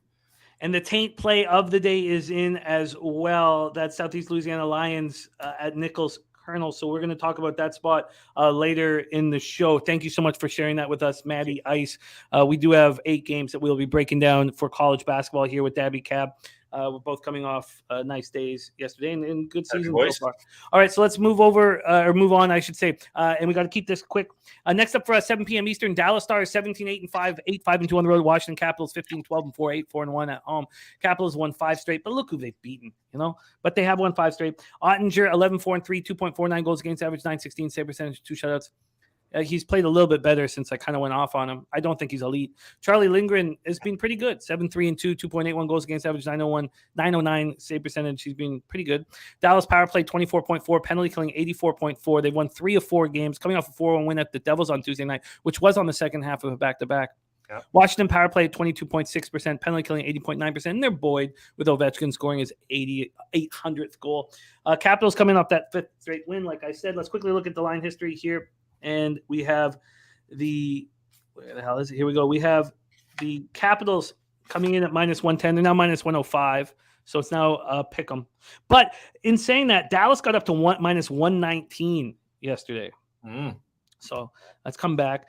This total opened up as a pick 'em. There's been a 5-cent move to the over. Take it away, Gokster, Caps, Stars. I kind of disagree with the over. On the side, I don't really have anything here, guys. But total wise, first period, Washington's 9-4 to the under. So they're you got Ottinger and Lindgren. You got 2 goalies. Last 6 games, 3 of 6 have gone over 0.920 for Ottinger. 4 of 6 for Lindgren have gone over 0.930. Jimmy. Lindgren's he can take the reins here. Kemper. They brought in Kemper though, right? So this is a really good situation they have, I guess you could say, for Washington, having 2 goalies they can go with.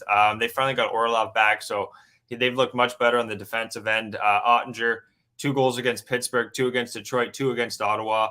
Looking at the special teams too here, Jimmy, 88% penalty kill for Dallas last 10 games, 84% penalty kill for Washington. In this day and age in hockey 2022, that's damn good. So last 3 meetings have also gone to the under. I'm going to go with the no goal in the first 9 minutes here, -105. I'm also going to take the first period under 1.5 at +115 here, Jim. Healthy Dallas team. You're missing a couple forwards for Washington. Eller's also day-to-day. So, I'm going to trust the under here. That's trended towards the under as well. I almost want to triple up on it, but I'm just going to do the first period and no goal in the first 9 here, guys. All right, so no goal first 9. What do you get? -105. -105. First period under 1.5. What do you get? +115. +115. All right, and the more I think about it, I think once we get through about 45 or 50 games on the season, how about after the All-Star break? I'll tell you exactly what has been working, what hasn't been for you this year, because it's pretty clear. No goal. It makes me think about the no goal now. You're making me. Well, I'll tell you what it is. I don't want it. I don't think it helps you because sample size just isn't big enough thus far. But after the All-Star break, we'll do it. Next up, Nashville Predators, Winnipeg Jets, Canada Life Center, Winnipeg, Manitoba. Predators 12-12-3, 5-7-1. Jets 18-9-1, 10-5-0. And I don't believe in the Winnipeg Jets. I do not believe they're as good as their record indicates. Canada Life Center, Winnipeg, Manitoba. UC Saros for the Preds 9-8-3, 2.93 goals against average, 908 save percentage. Hellebuck 14-7-1, 2.45 goals against against average, 926 save percentage, 3 shutouts. Nashville power play at 15.2%. Yossi just not having the kind of season that he had last year, and the power play struggling because of it. 76.6% penalty killing. Winnipeg power play at 23.3%, penalty killing 81.6%. Nashville comes in off their 4th straight loss, 6-3 at home versus the Oilers on Tuesday night. And the Jets come in off their 2nd straight loss, 6-5 at home to the Knights on Tuesday night. Let's take a look at the line history here for this one. These Predators come in as plus 134 dogs. Now they're plus 142. From a total perspective, it opened up at 6 as a pick 'em. There's been a 5-cent move to the over. Take it away for us now, Gokster. Preds, Jets. Well, we're getting better goaltending from Saros right away. Last 5 games, 3 save percentages, over 900, which is better. Looking at Hellebuck, we were talking about how good he was in the last couple of weeks. He has faltered a little bit. 5 goals against Vegas, 4 against Washington. But before that, six games of 900 save percentage or up. So I still do think Hellebuck's going to be fine. Dubois is day to day. He's been very good this year. Yeah, and he has been really good this year. And then Nashville had McDonough. Lazon is also going to be day to day. That's another defenseman. Carrier and McLaren are also going to be out there. So Nashville, they're such a bad hockey team. They're such a Jekyll and Hyde. Right when you think they're going to lose to, that they can win, but they're not a team I really have any trust in here, Jim. 64% penalty kill on the last 10 games, 13% power play. Special teams is awful. Saros has been better, but you got a Winnipeg team that should be pretty pissed off. We had them on Tuesday, Pete and I, over Vegas. Didn't see that 6-5 game coming, Jim. Give me Winnipeg in regulation here. Even I think Dubois should go even without Dubois. This Nashville team's awful. 32% power play for Winnipeg as well. Last 10 games, guys, at home, coming off 2 bad losses. I believe it was 2 bad losses, if I'm not wrong. Give me that though, Jimmy. It's going to be at so many damn notes here. Plus, where are we here? Plus 106 on regulation for Winnipeg, guys. Plus 106. You got it. I like the fact that they've lost 2 straight, but I just don't really trust them. And Predators have lost 4 straight. Now I do have 3 bets on the final 2 games, so don't think this will just be the void. We have 3 games left before we get into NFL, so let's speed this up here. Vegas Golden Knights 21-9-1, 13-2-1 on the road at Chicago Blackhawks, and I've used the Vegas record there for the Blackhawks, and we know that's not the case. Blackhawks are trash. United Center, Chicago, Illinois. Arvid Soderblom, 2-8-2, 3.18 goals against average, 906 save percentage. He's been fine, really. The team in front of him is awful. Logan Thompson, 13-7-0, 2.70 goals against average, 917 save percentage, 2 shutouts. He's been coming back to earth. I do think that we should keep an eye on Logan Thompson because it's very tough to do this night in and night out in the NHL.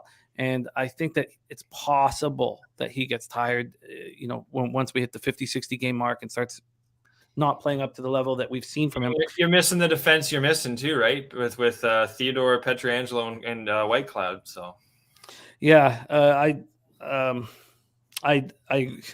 it's a rough team in front of him. Jimmy Gomez, by the way, saying Dallas at Washington as a dog, 10-1, dating back to 2002. Says, I know this is late, but why would you not go with Dallas money line? And for me, there's 2 reasons why. I'm not going to bet against Dallas, but I just don't trust them. And you have the Capitals winning 5 straight, feeling pretty good about themselves, coming in strong. Healthy defensively, too. That's a big thing. I'd probably take Dallas with a free bet. You know that I have the Caps not to make the playoffs, but yeah. Let's keep rolling here. Oliver Page on Vegas -1.5 and the under 6.5. Vegas comes in off their second win in 3 games. You spoke on at 6-5 at Winnipeg on Tuesday night. Blackhawks coming off their 4th straight loss, 7-3 at home versus Capitals. Look, the Blackhawks are terrible, but I don't really want I just don't know if there's a ton of value fading them at home. Maybe there's going to be more and more as the season goes on, just because they're going to start taking the beats. And maybe Vegas at -195 is a good price. Maybe it's a good price on the -1. This total's going from 6.5 to 6. Are you surprised Vegas isn't -250 here? What are you doing here? What's your plan? Yeah, it's just the injuries on the back end, I guess, could give you a little a little bit of pause there. But Chicago's completely healthy too for the most part. They are, other than Stalock, just a healthy team. They haven't been. I think this is a good spot, Jimmy, for Chicago to to score some goals here. I really do. Thompson has looked good, but 3 goals against Boston, 5 against the Rangers, 3 against Boston. Again, those are good hockey teams, especially offensively. But looking at Arvid Soderblom, last 5 games, 2 save percentages over 900. He's 0-4. He's going to have a healthier hockey team in front of him, which is going to help his case. But they're also going to be on a back-to-back tomorrow, Jim, at Minnesota. So first period, I'm going to take this. I'm pretty confident in this one. First period, both teams to score here, Jimmy. Chicago coming off of how many losses? 1, 2, 3, only 4. But 7-3 against Washington. Lost at home to 3-1 against Winnipeg.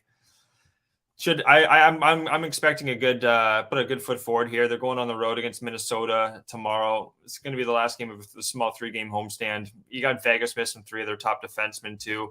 I'm going to take both teams, Jim, to score first period. That's going to be at plus 140.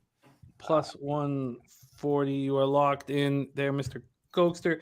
I'm going to stay off of that spot, but I guess, even without Eichel, I still think that Vegas probably takes care of it. It is a little uncomforting knowing their first half of back-to-back. The -1 is a pretty good price there, but still hesitant. All right, 2 more games before we get in the NFL, and I've moved on both of them. Buffalo Sabres at Colorado Avalanche. Sabres 13-14-2, 6-6-0 on the road. Avalanche 15-10-2, 6-4-2 at home. Sorry. And I moved on the Buffalo Sabres at plus 165. This price is nuts to me with what the Avalanche are dealing with without McKinnon, without Gabe, without Bowen Byram. It's just, I know that Colorado's getting more comfortable with these injuries, but that's just absolutely nuts to me. I'm also on the under 6.5 at minus 120. It doesn't matter how offensive the Buffalo Sabres are because this game is in Colorado and Avalanche is running such a tight ship. They know about the Sabres' talent. I couldn't believe a 6.5. I was like, are you crazy? But the market can't correct itself that quickly. Yeah. That's the situation. The market just can't do it. So I was shocked at the opportunity to get the Sabres at this price and to get the under 6.5. I can't wait for this fucking hockey game. Ball Arena in Denver, Colorado. Craig Anderson, 41-year-old, playing well. I love seeing it. I love that he came back. I'm really a big fan of him. 6-4-1, 2.71 goals against average, 921 save percentage, 921 save percentage. One shutout. Georgiev's been great. 2.65 goals against average, 920 save percentage. Buffalo power play at 29.2%, second best in the league behind the Oilers. 71.4% penalty killing must improve. Colorado power play at 28.1%. Watch it dip. Doesn't matter that you have Cale Makar out there. It'll dip. 76.6% penalty killing. Sabres snapped their 2-game losing streak with a 6-0 loss at home to the Capitals on Tuesday. So do they feel really good about themselves? They get to go play in Colorado against the defending Stanley Cup champions. You think they will be thinking about winning 6-0 off the – no, sorry, I said the Capitals there. It was the Kings, right? The Kings. The Kings, yeah, my bad. But they're going to be locked in. Avs coming off their second straight win, 3-2 at home over the Flyers on Tuesday night. They barely beat the Flyers. There you go. Let's take a look at the line history here. Here we go. We have Colorado opening up minus 187. They're now minus 174. The total opened up at 6.5, juice to the over. It's now juice to the under. I had to pay a premium. I had to pay minus 120 for this under. It's still there. And the Sabres are still plus 165. That's fine. Yeah. I'm on both. Take it away, Gokster. Yeah, I'm with you here, Jimmy. Buffalo money line plus 165. I had to take that number. It's just the offense of this team, guys. They're one of their power plays is second best in the league. Their penalty kill now it is 71%, but next to Edmonton, this is the second best power play in the league. It's the defense. They're getting so much. They can push the puck up with power, with especially Dahlin. If you want to take Dahlin to score a point here tonight, I would not talk you off that at all. Dahlin's just been such a unreal defenseman, what he can do. There's no Skinner, guys, Jeff Skinner, but 38% power play too in the last 10 games, 78% penalty kill for Colorado. Their power play is only humming at 18%. And talking about the injuries, McDermott, Manson, Helm, McKinnon, and Landeskog. You're missing McKinnon and Landeskog, Jim. That's what got you to the damn fucking playoffs, to the Stanley Cup, lifting that trophy. So this team's doing the best they can, I think, in this situation, and the line, I think, is just not right. Also, looking at Georgiev, I have last four of 5, he's had an under 900 save percentage. So I want to just confirm that because this was late night late night capping on this, but Georgiev's been slowly slipping in it. It's because of the injuries in front of him. And you got an offensive team in like Buffalo coming to town here. And see save percentages here. Yeah, other than the game against the Rangers, 4 against Boston, 4 against Philly, 4 against Buffalo, 5 against Winnipeg. So Georgiev's, I think Boston's going to tee off. So along with the money line, Jimmy, plus 165, I found Buffalo team total over 2.5, minus 115. Jesus, really? Yeah, I know, right? It's because they're such a plus 165, right? So that's a great look. I'm not going to move on it myself. I've got enough invested. That might be, yeah. No, but I've got plus 165 and minus 120 on the 6. I don't like having 3 spots on a game. It just makes me nervous. But I think it perfectly correlates with your action. Are you making that official? Oh yeah, I'm making that official. I just shop around there, guys. I'll tell you the book here. It's at Bet Rivers, minus 115, 2.5. Other books got it like 135. So, oh wow, okay. Yeah, shop around. I already got it in, so we're good. But all right, yeah. Let's talk about the final game on the board before we get into NFL. 9 p.m. Eastern. St. Louis Blues 13-15-1, 7-8-0 on the road. Oilers 17-13-0, 9-7-0 at home. Rogers Place in Edmonton, Alberta. I'm on the Oilers on the -1 line. Money line minus 170. Puck line. Plus 145, give me the minus 110. If anybody needs the minus 1 calculator, I'll just pop it in the chat for you guys. Binnington going up against Skinner. I hope it's Skinner. Binnington 10-11-1, 3.23 goals against average, 894 save percentage. He's been bad. Skinner has been pretty good. 2.76 goals against average, 919 save percentage. St. Louis power play at 21.5%. Penalty killing 67.7. Awful penalty killing. This is the wrong fucking team to play when your penalty killing sucks. Best power play in league, 31.5%. Penalty killing at 72.4% for these Oilers. They come off their 3rd win in 4 nights, 6-3 at Nashville. Or 3rd win in 4 games, 6-3 at Nashville on Tuesday night. Blues come in off snapping their 2-game losing streak in a 1-0 overtime victory at home over Nashville on Monday night. And I just, the market is slightly moving towards the Blues. But it did get up to minus 185 at 5 in the morning. So there's been buyback on the Blues. God bless you guys who are doing that. I don't care. This total opened up at 6.5 juice to the over. It's now a pick 'em. Blues are trying to tighten their ship up a little bit, but the Oilers got back Hyman, and that was so important for a team that has no depth. They're just different with Hyman in the lineup. And I moved on the Oilers -1. Last game on the board. We're going to get into NFL right now. What do you have here, Gokster? Blues, Oilers. I want to win money today, guys, And you know what? Is Carolina the team over Seattle, or is it Edmonton over St. Louis? And I think it's Edmonton over St. Louis, not Carolina over Seattle. You made some good points there. So I'm going to make a quick change there, guys. I haven't bet this one yet. I hope you haven't. I'm going to take the Devils, and I'm going to take Edmonton in a money line parlay there, guys. I'll get the odds just after I do a quick breakdown on it. Bennington, if you can maybe get an odd on him swinging his stick or just getting a penalty, I'd take that because I think Edmonton should tee off on this team. 66% penalty kill last 10 games. Jimmy said it. Bennington here, his save percentage. He's been okay in his last 2 games, actually. Save percentage over 900, but the 7 games before that, he's 1-7, and all of them were under 900. Looking at Skinner, he's had 4 games above 900, guys. When I say above 900, that's the save percentage, pretty much 90% for people that don't know.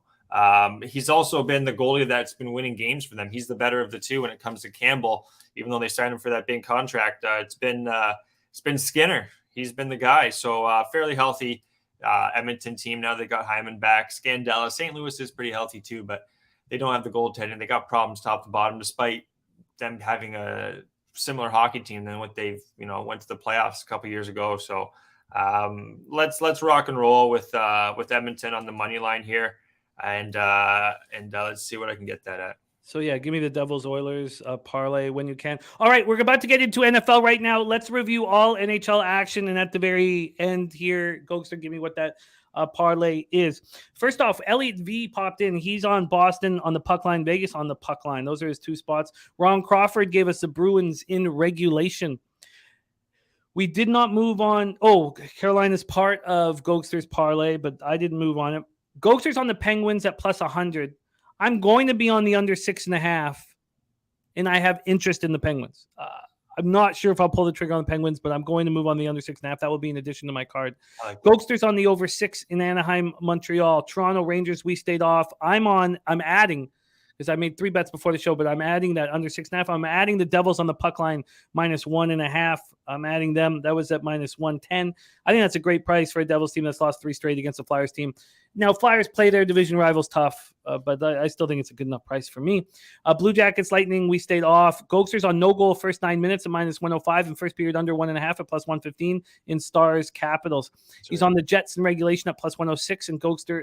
Sorry, let me put that Gokster there. And Gokster is on the both first period, both teams to score in Vegas, Chicago at +140.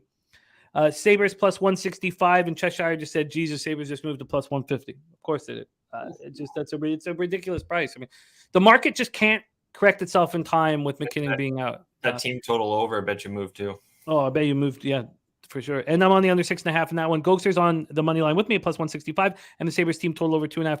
I'm on the Oilers -1 at -110. Gokster's on the Devils Oilers parlay. And what is the Devils Oilers parlay? I got +119. That was the best I found right now. So I'll take the +119. And just one more, Jim. I'm not sure if you brought this one up. Was just the first period both teams to score in Anaheim, Montreal. I got that at +145 along with the full game over 6. Oh, shoot. Thank you so much for mentioning that. I didn't have you on both teams. Oh, thank you. Oh, that's good. Good save there. Anaheim, Montreal, first period, both teams to score. Was what? +145. Oh, wow. Okay, thank you. That was close. All right, beautiful.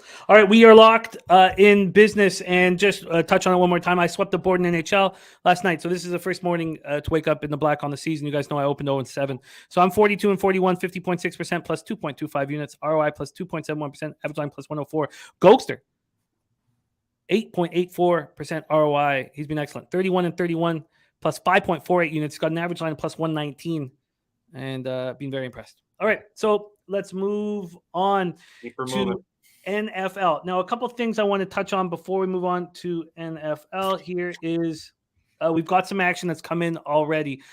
First off, Andy Molitor is on the Seahawks plus 3.5. He gave that out on Gridiron Gamblers. And there is that's Gokster's Thursday night record. Gokster is second overall in our NFL Pub Hub. He's been excellent. I hope he can be on this Sunday. But that's your Thursday night record. And nothing wrong with that because you got off to a 2-8 start.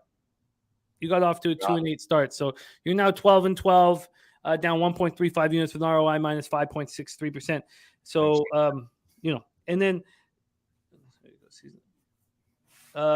thank you for the records, by the way. No problem. It's important for everyone. And we got Dabbies as well. We don't roll over last year's percentage into this year ever, James. So every year is a new year and a new season. I have all that on my Twitter, guys. Ego47_. I got a spreadsheet there. I got all the way back to like 2019. So. Yeah, we have all the numbers. I have all the numbers too from year by year by year. Okay, Stimmy OG's on the under 43.5. Let's just touch on a couple more things before we get into our breakdown here of the Niners Seahawks. Now, also, I am hosting the live stream tonight, and I'm really excited about it. Ready to have some drinks and move on this game live. I've not made a bet pre-game. We have Rob Free. He's not only on the Knights and the Bruins, but he's also on the 49ers and the Grizzlies as a 14 parlay, and he's close to adding Wisconsin minus 22.5. Truth Teller gave us his play of the day. It's 49ers Seahawks first half, or Seahawks first half team total over 9.5. Seahawks first half team total over 9.5. And Mike M gave us the Pimp Slap play of the day, number 2. The Pimp Slap play of the day, number 1, I have up here. I should have mentioned it. The Pimp Slap play of the day. Yeah, it's the Sabres, right? Where is it? Yeah, it's Sabres money line. Pimp Slap play of the day, number 2. He is on the Seattle Seahawks plus 3.5. 8-0-1 in NFL this year on the Pimp Slap play of the day. All right, let's discuss the situation. First off, let's get a quick look at the weather right now as it changed from Tuesday. So let's go over to Seattle weather. The weather was fine, and it looks like it's going to be fine tonight as well. So a little chilly. It's okay. 38 Fahrenheit, no wind and clear weather here. Now let's go into the line history in this one. We know that the Sharps have been all over the Seahawks, and that's not an easy thing to do. They believe that the Niners are vulnerable with their injuries here, and it's a valid statement. Short week. Brock Purdy still on the injured report. So I get it. When it was broken down to me on our Tuesday night show from Andy Maltor. I get it. But that doesn't mean that I want it. At 3, the Niners have started to get hammered. So it moved to 3 at minus 107 on – wow, Pinnacle didn't really move it until this morning. Wow.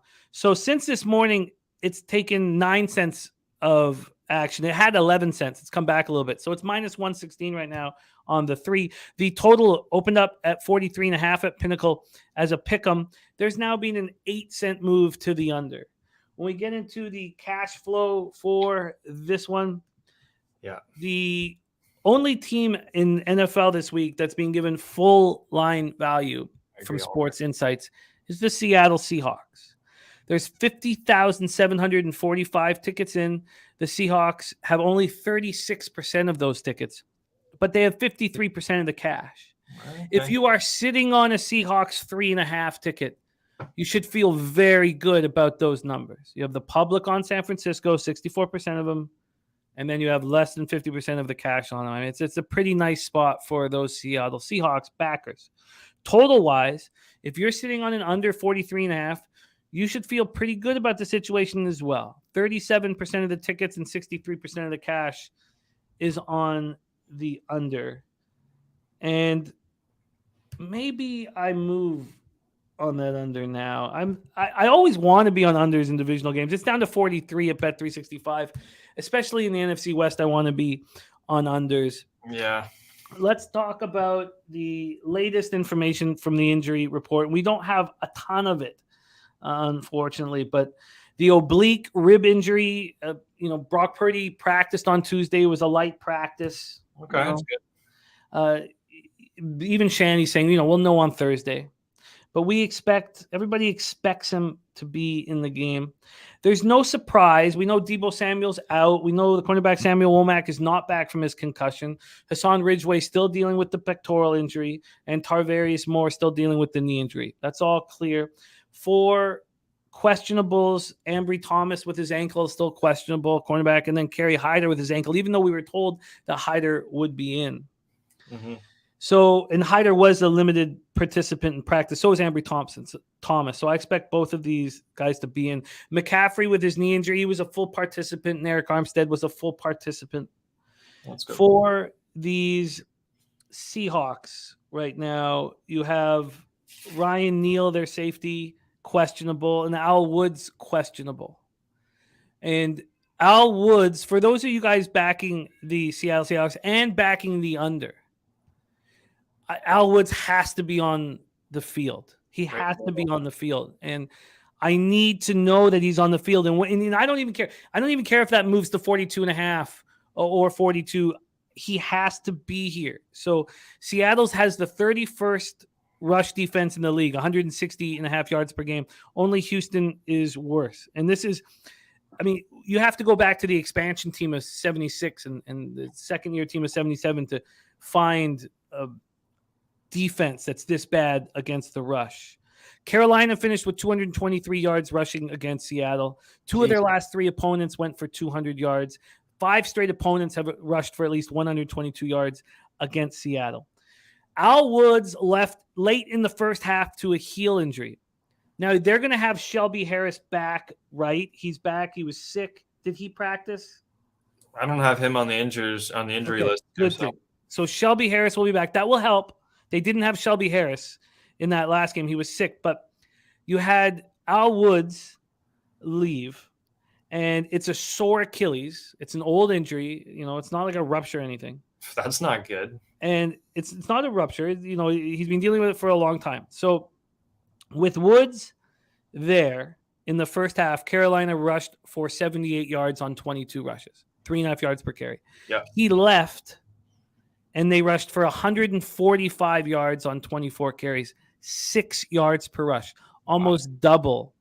So that's the most important element for me in this football game. And then, a lot of talk about Kenneth Walker being back and all that. That's great. But for me, Cheshire laughing, it's his Achilles heel.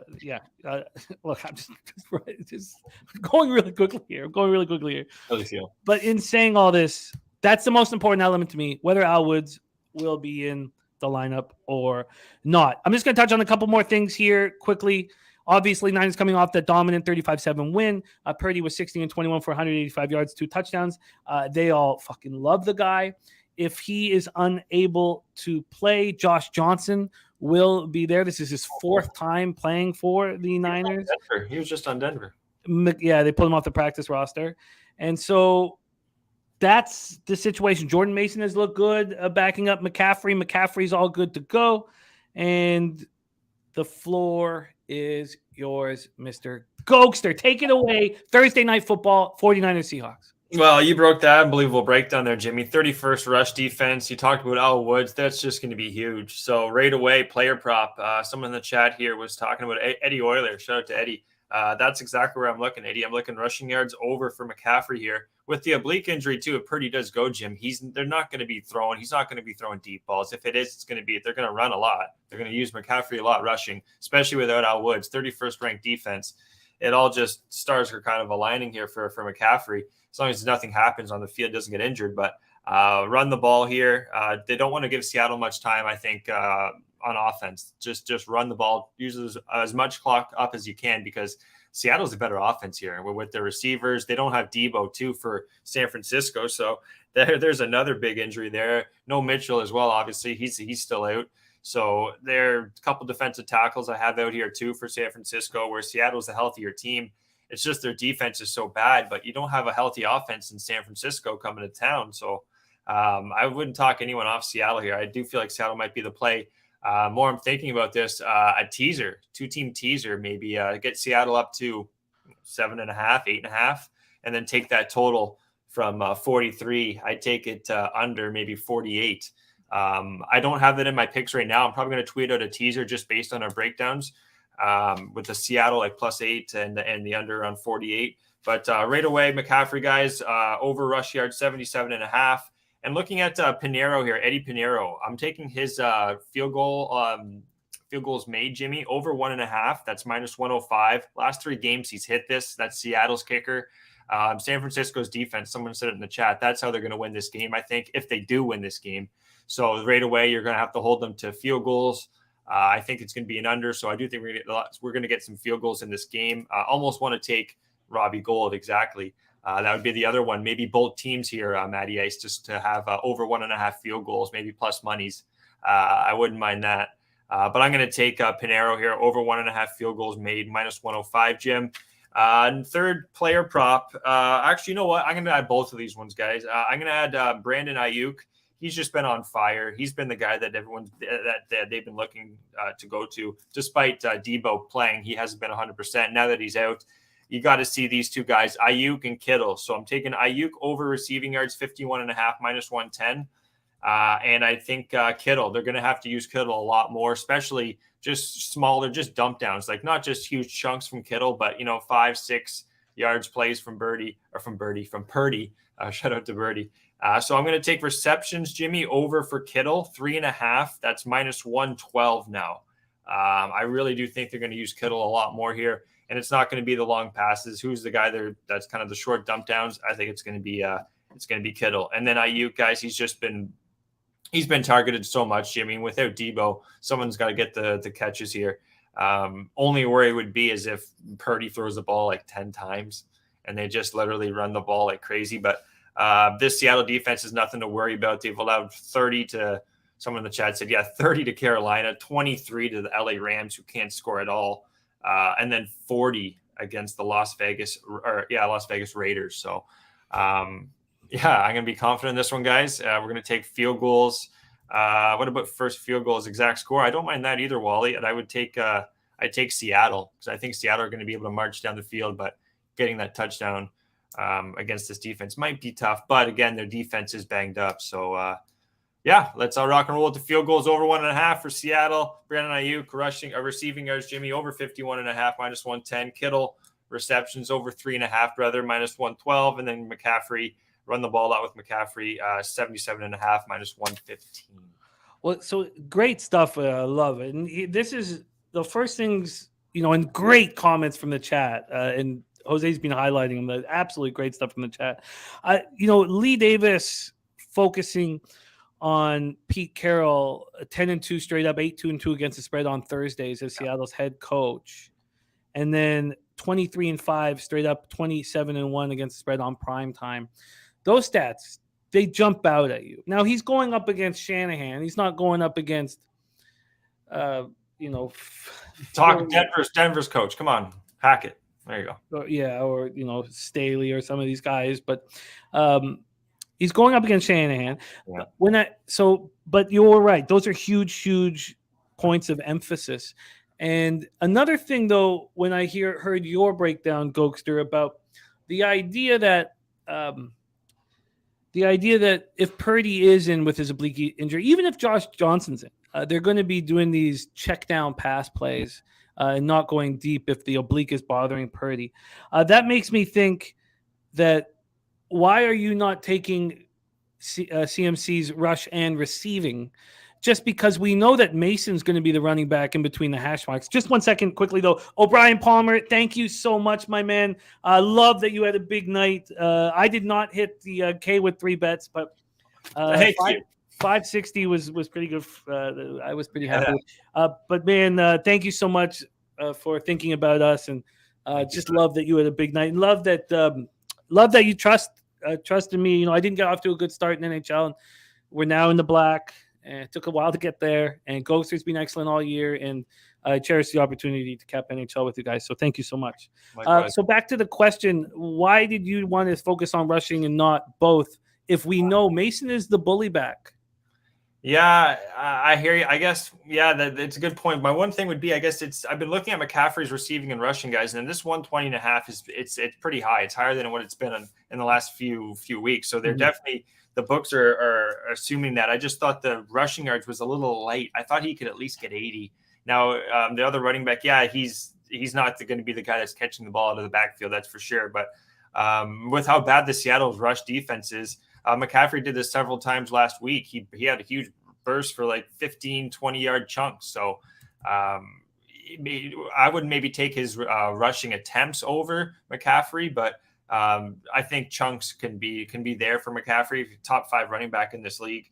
And I guess so 77.5, what is that? Like 50, about or 43.5, 44.5 receiving yards for McCaffrey. So, I don't mind. I don't mind that because again, he's just so shifty in the backfield. He could just catch a screenplay and then just break one off, right? But no, your answer was completely legit, and I get it. And then you have to be concerned when you hear stuff like from North Ender, McCaffrey receiving yards prop has moved from 36.5 to 37.5. 99% of bets are on the over at BetMGM. 99. So yeah, I can understand. Between him and I'd say like Eckler, those are like your top 2 rushing, receiving. Like I like over. Like they're probably the best 2, I would say. Unless someone in the chat probably has somebody else, but between Eckler and McCaffrey, they're just so dangerous in the backfield even when they catch the ball in open space. So I'll take the rushing yards. Again, shop around for the 77.5. I saw a lot of 79.5 out there. So yeah. Oh, wow. Wild. So for me, first off, obviously, I just love these 2 football teams, especially the Niners. And I can't wait to live bet this one. And I understand that the sharp money is on Seattle. And there's no getting around that. And my success live betting has been knowing where the sharp money is and waiting to get a better line on the sharp money. I don't want to bet against the Niners, but I care more about making money. And then also touch on the total for us, Gokster. What are your thoughts on it? It's slightly down from 43.5 to 43. W. Arthur making moves in EuroLeague basketball. Cervena Zvezda -5. Thank you so much for sharing that with us, W. Arthur. Little EuroLeague action for us. What are your thoughts on this total to help me guide me? Right away, how are they going to keep up San Francisco with Seattle? That's what I'm worried about here, Jim. So I think their defense, they're going to want to run the ball. I think they're not going to want to use. They're going to want to use up a lot of clock. San Francisco here, I think they don't because like I said, the Seattle offense is the better of the 2, and San Francisco's defense is banged up. They're on short rest on the road. I think it's going to be tough. Maybe even a San Francisco team total under, but that's so risky with how bad Seattle's defense is. But I don't think, I think San Francisco is going to have a tough time, Jim, keeping up in points. So maybe like a 23-17 kind of game here. 26-20 maybe at the most. I just have a hard time seeing San Francisco, unless McCaffrey gets like, 2 rushing, receiving, maybe IU gets involved, but it's just such a bad spot here for San Francisco for how good of a football team they've looked in the last few weeks. I've had Seattle a lot too, and they've really failed me ATS wise, especially. I think the last 3 weeks, all 3 of their games, they haven't covered ATS, and I've been on them every freaking week. So this could be the week that they get her done here. Plus 3.5, I think is a great play from Mikey M. I'm going to actually do an addition here. I'll tweet it out, guys. I'm going to take the under at something like 49.5, Jim, and then take Seattle plus about 8.5. I don't see Seattle losing this game by like more than a touchdown at all. One thing that I've noticed here, and sitting with you guys know I try so hard. I haven't bet a prop in a long time. I try so hard not to, even though some sound so appealing. Jordan Mason's not being offered at Bet365 for his rushing prop. Really? Because he's going to cash it. Look, if I'm sitting here on a cold night in the Pacific Northwest, I would be feeding Mason, and then spicing it up with CMC. And so I love the way Mason you can just take him right in between the hash marks, fire him right at this defense. And again, it's all about Al Woods being in. So I'm going to wait. Yeah. I'm going to wait and see. Does anybody have a Mason prop? I'm looking. I'm not seeing anything. I'm looking. Because he's going to go over. Yeah. Because that's what they're going to want to do. Like, what's Purdy's? If they have Purdy's completions, I take the under unless they've really juiced that thing pretty hard. But I don't think they're not going to want to throw the ball a lot here with Purdy. I really don't. And if they're missing the defensive tackle, Al Woods, they're going to say, guys, let's run the ball and just not let Seattle have much offensive time here. Win this game like 13-14-13 or just a low scoring game. Only way I think it goes way over is if Seattle gets like 28 here, like, 27, 28, 30. Like they get up there. Divisional games this time of year don't go way over. I don't see that in the NFC West. So everybody's saying Mason's prop's not on it. Purdy's questionable. Purdy is going to start. Does Purdy finish? Would be probably the better question. I expect Purdy to start. I cannot believe they're not dropping a Mason prop. They're just what fuck dicks these books are. Just what they assholes. can't. I was going to say they can't risk Purdy, so they got to be careful with Purdy right here, right? They got to be, it's like China glass. They can't let this doll break because Johnson? They've already that'd be 3. Johnson. Look, we talked about how small of a drop Purdy was from Jimmy G. How big of a drop is Josh Johnson from Purdy? Well, almost nothing, man. You're right. I'm just going off a couple games from Purdy here. So you're 100% right. It'd just be playoff time if it comes down to it. Like the San Francisco in the playoffs with having those 2 guys, quarterbacks, Purdy and Johnson. That's going to be see what happens there, right? Like that's the question I have. And Fireside said he asked for a Mitchell prop, weeks back when he was healthy, and the book told him they wouldn't provide it because he's a backup. But they have backup running back props all the time. They just don't want you to win. Yeah, get out of here. Wow, this is going to be a really fun night. Again, don't forget we have the Cappers contest at 2 p.m. We have the Cappers contest at 2 p.m. in an hour and 19 minutes. We're coming out 4-1 day. I'm coming off an 8-0 week in NFL, which I needed, man. I'd lost 3 of my 4 weeks coming in. I really need to get back in the win. Sky Dragon says, boy, oh boy, I saw some actual skill from Purdy. Johnson's been on like 24 teams for a reason. I hear you, Sky Dragon. And Sky Dragon was the one who said that the drop from Jimmy G to Purdy was minimal. I hear you.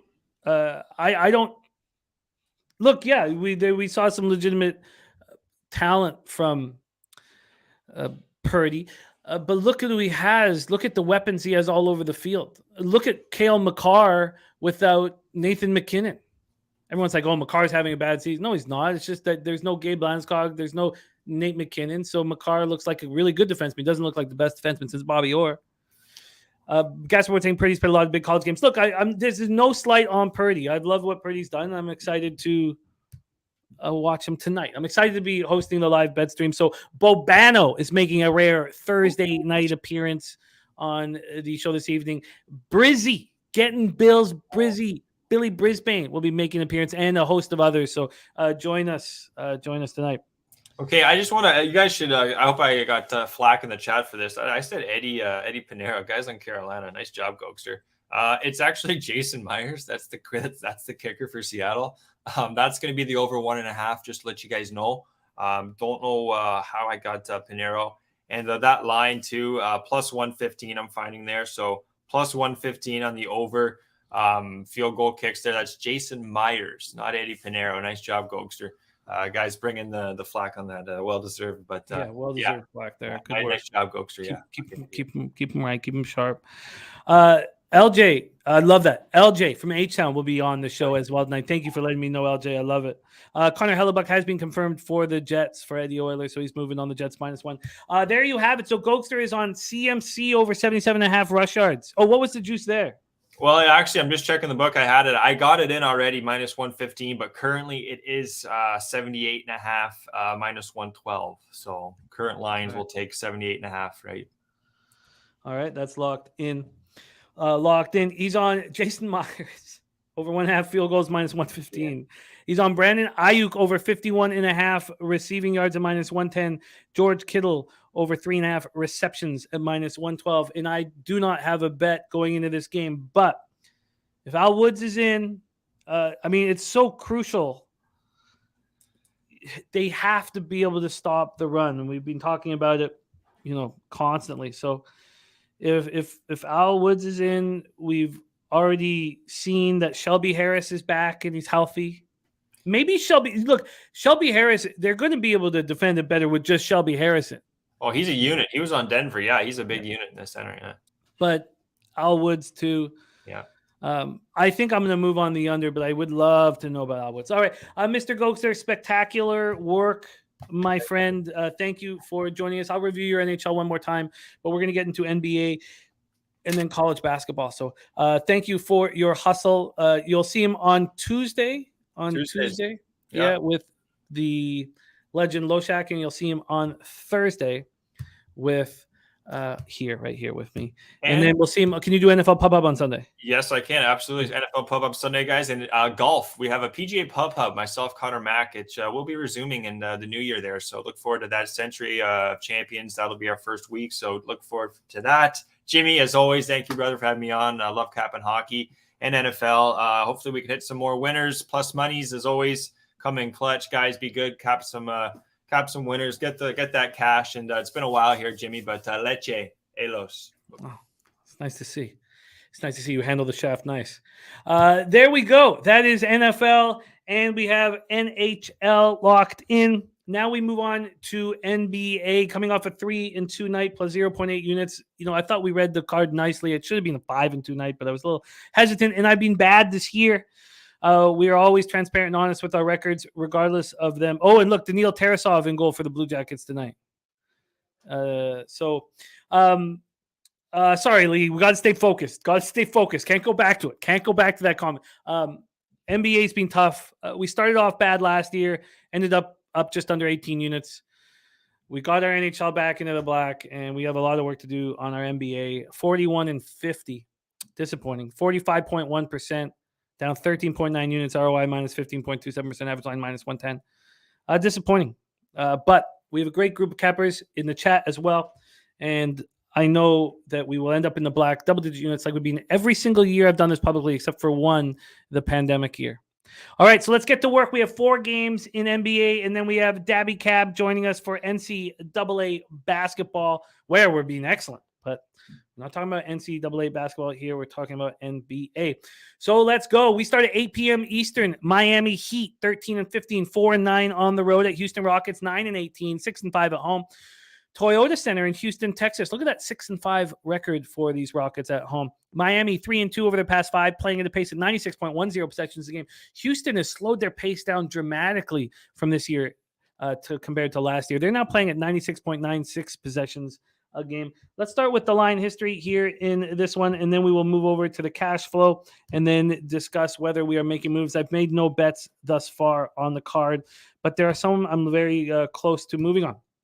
First off, the Rockets open up at +4. They're now at +3.5 and this is Pinnacle opening and closing. The total opened up at 221.5 and is all the way down to 218, a constant drop in the total. We get over to the cash flow in this one. We have just 2,838 tickets. So, of course, the Pelicans Jazz. Well, not of course, but the Pelicans Jazz game has been bet the heaviest. Then Milwaukee, Memphis, and then the Suns, Clippers, and the Heat Rocket have been sort of left alone at the tote. 52% of the tickets are on Houston and 91% of the cash. 59% of the tickets are on the over and 42% of the cash. So public moving on the over, but this total dropping quickly. LJ from H-Town says Rockets first half 9-1-1 against spread at home. Rockets +4 on money line, and he will be at the game. Bo Jackson says apparently the Heat are interested in trading Lowry. You try to wait till a player has value before you move them, and they're going to be in tough. Now, Lowry's played every game this year. Right? I think he just missed one recently, so he had played every game this year, so he showed some durability. But let's talk about this spot here. I don't know how we don't move on the Rockets, and if I wasn't so kind of caught up in making sure my NCAA basketball was ready. BJ says Grizzlies good money tonight. I'm very interested in that. Oh, Richie, you mean the Sports Insights that I dropped? But we're not certain. I think that's what you're asking. How do they think those books are legit figures? Oh, we don't know if anything's legit in this business, Richie. But it does cost $1,500 a year. And if it wasn't for NBA, I'd be beating up every sport. And everybody's seen what I've done the last year while we focused on the market moves. So we're not asking you to believe any of this, Richie, if that's what you're speaking. You don't need to believe any of this shit. We don't know if it's true. We don't know if it's real. All we know is our own personal ROI and our bankroll, and we know that it's growing looking at these numbers. So that's about all we can really say about it. But I don't see why we don't move on the Rockets here. Heat on the second half of back-to-back after their third win in 4 games. I was lucky. I came very close to taking the +110 money line on the Thunder last night. I took the 2.5. The Heat beat the Thunder 110-108 last night, so I was fortunate there. Tyler Hero, hit a big shot for his basketball team, and so that's their first consecutive road wins all year. This Miami Heat team, unbelievable how bad they've been. But Jimmy Butler is supposed to be back for tonight's game. Hero did play well, 35 points, 9 threes, 40 minutes. Bam, 15 and 13. Oladipo, we had an Oladipo sighting as well. And Duncan Robinson even played okay, but that contract is just horrific. Rockets coming off their third win in 4 games. They're playing some good basketball. 111-97 at home over an undermanned Sun squad. And Houston, don't look now, but Houston has won 5 straight games at home. 5 straight games. Kadesh says it doesn't matter if Jimmy plays. Rockets are going to be running. We haven't seen them run all year. But KD, I know you know this game very well. Their pace is slowed to a crawl. But KD thinks they'll be running. Maybe they will be running tonight to try and tire out Jimmy Butler. But their possessions a game are down. I mean, we're talking down 8, 7, 7.5, 8 possessions a game from last year. Billy Frieder says Rockets beat Philly, Phoenix, Milwaukee, OKC, and Atlanta last 5 at home. That is impressive. Saturated says if OKC doesn't take that first quarter off, they win straight up. North Ender says the Heat are a mess. So, Rockets were 27th in defensive rating coming into their win on Tuesday night. 27th in the league, allowing 114.8 points per 100 possessions. That's changed, though. I mean, that's changed. I know they're 27th, but it takes a while with the sample size that's already been created to change that drastically. They've held consecutive opponents below 100 points. Why wouldn't this go under again? So, they held the Bucks to 36.7% shooting. They held the Bucks to 12 of 43 from 3. They held Phoenix to 32% shooting. That was the lowest shooting percentage since October 8, 2017 against the Blazers. Butler will provide more defense. I guess the only thing is you could say, look, this total's moved too fast. It's moved too much. And that's probably because I try to not move on the play if it's moved more than 2.5 points. But I think this goes under. I think Rockets are live, and I think the under is live. Rockets are live, and the under is live. I'm going to take the Rockets plus 3.5 and the under 218. All right. So there is Miami Heat at Houston Rockets. Let's move on to game 2 here on the board. Milwaukee Bucks 20-7, 7-4 on the road at the Memphis Grizzlies, 18-9, 12-2 at home. FedEx Forum in Memphis, Tennessee. Milwaukee 4-1 over their past 5, playing at a pace of 100.4 possessions a game, while Memphis is 5-0 over their past 5. They've won 6 in a row, but over their past 5, playing at a pace of 102.30 possessions a game. And we know that Drew Holiday, Lee Davis, just because look what happened last night. I used to always do that when it was 3.5 or under, take the money line, but I cashed OKC. That's a big swing. You know, I know my NBA unit size $150, so it's not like even 200 is a bigger swing, but that's a big swing. That's a $286.36 swing for me because I took the 2.5 instead of the money line. And we know what Tyler Hero and these shooters can do on the Heat, you know, with under 5 seconds left. So that's Dan Kelly parlayed the Grizz and the under, and it's also, Lee, you're right. It's a recency bias thing because it just saved my night in NBA last night. So obviously it's close to me here. Dan Kelly here. Mike M says huge trap spot for the Grizz tonight, but Dan Kelly has parlayed the Grizz and the under. Dan Kelly.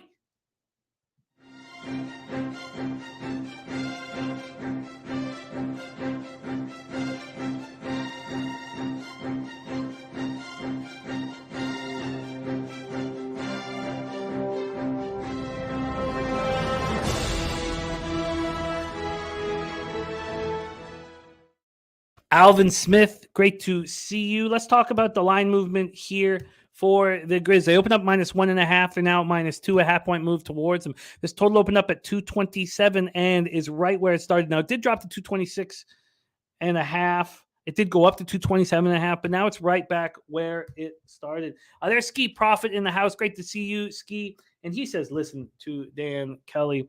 The 6,387 tickets in, 65% of tickets in, 99% of cash on the Grizzlies, and we've seen it move a half point.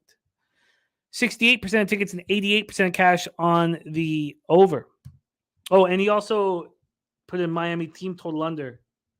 Thank you for making sure that I saw that. Moving pretty quickly here. So let's move Dan Kelly. All right, here we go. Just make sure I have all this copied and pasted for my perusal.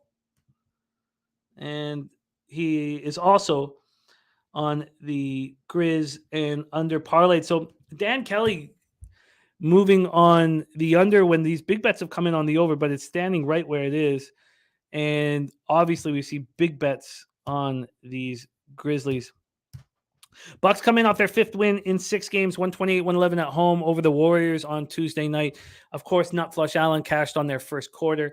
The Bucks, when they get pushed by a good team or when they're in a what is perceived as a tough basketball game, they always step up, it seems, at home.